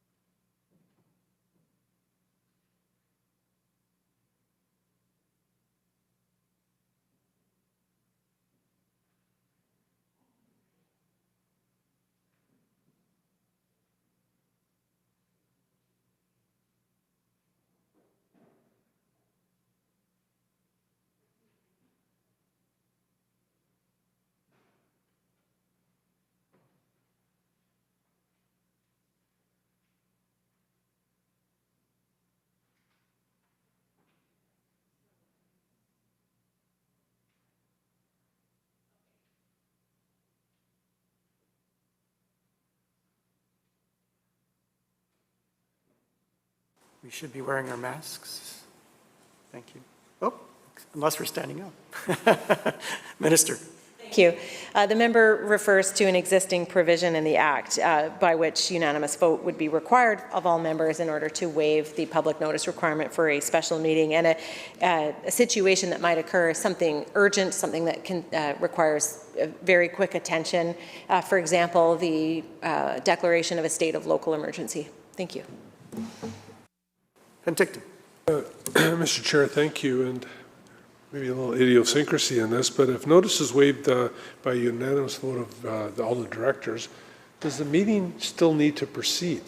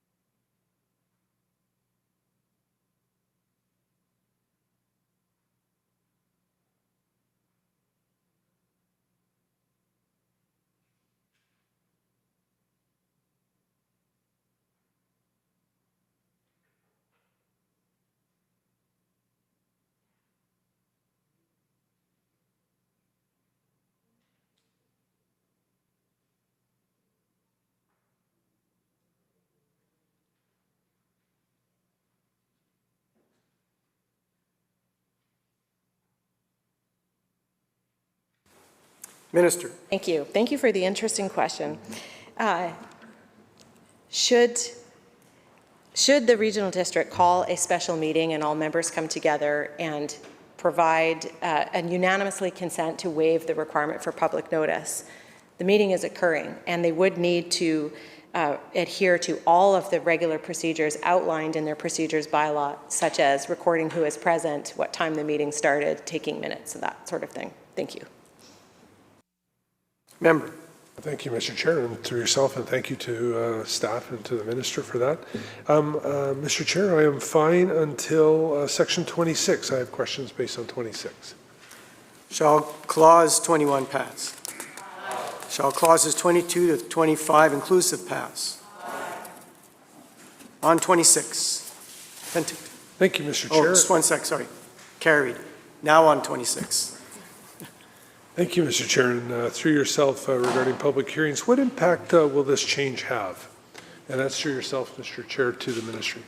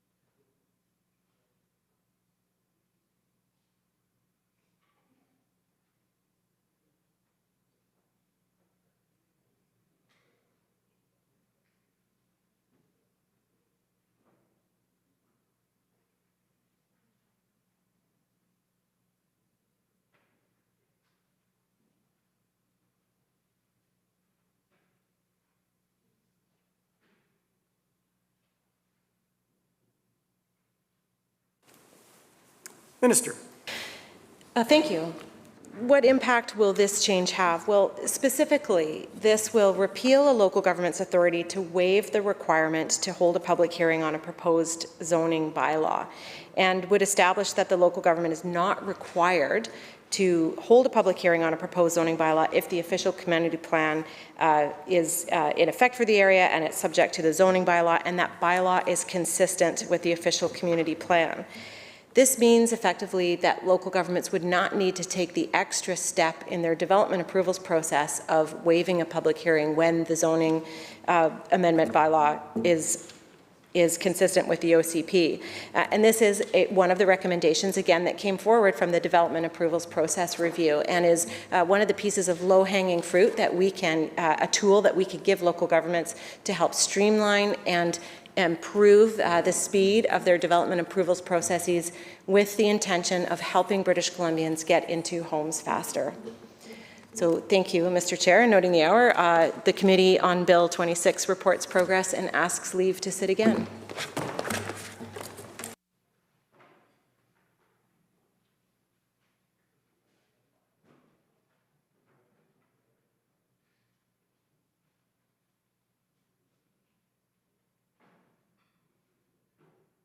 So the motion is that the committee rise, report progress on Bill 26, and ask leave to sit again. Those in favor indicate aye. Aye. Any opposed, nay. Motion's carried.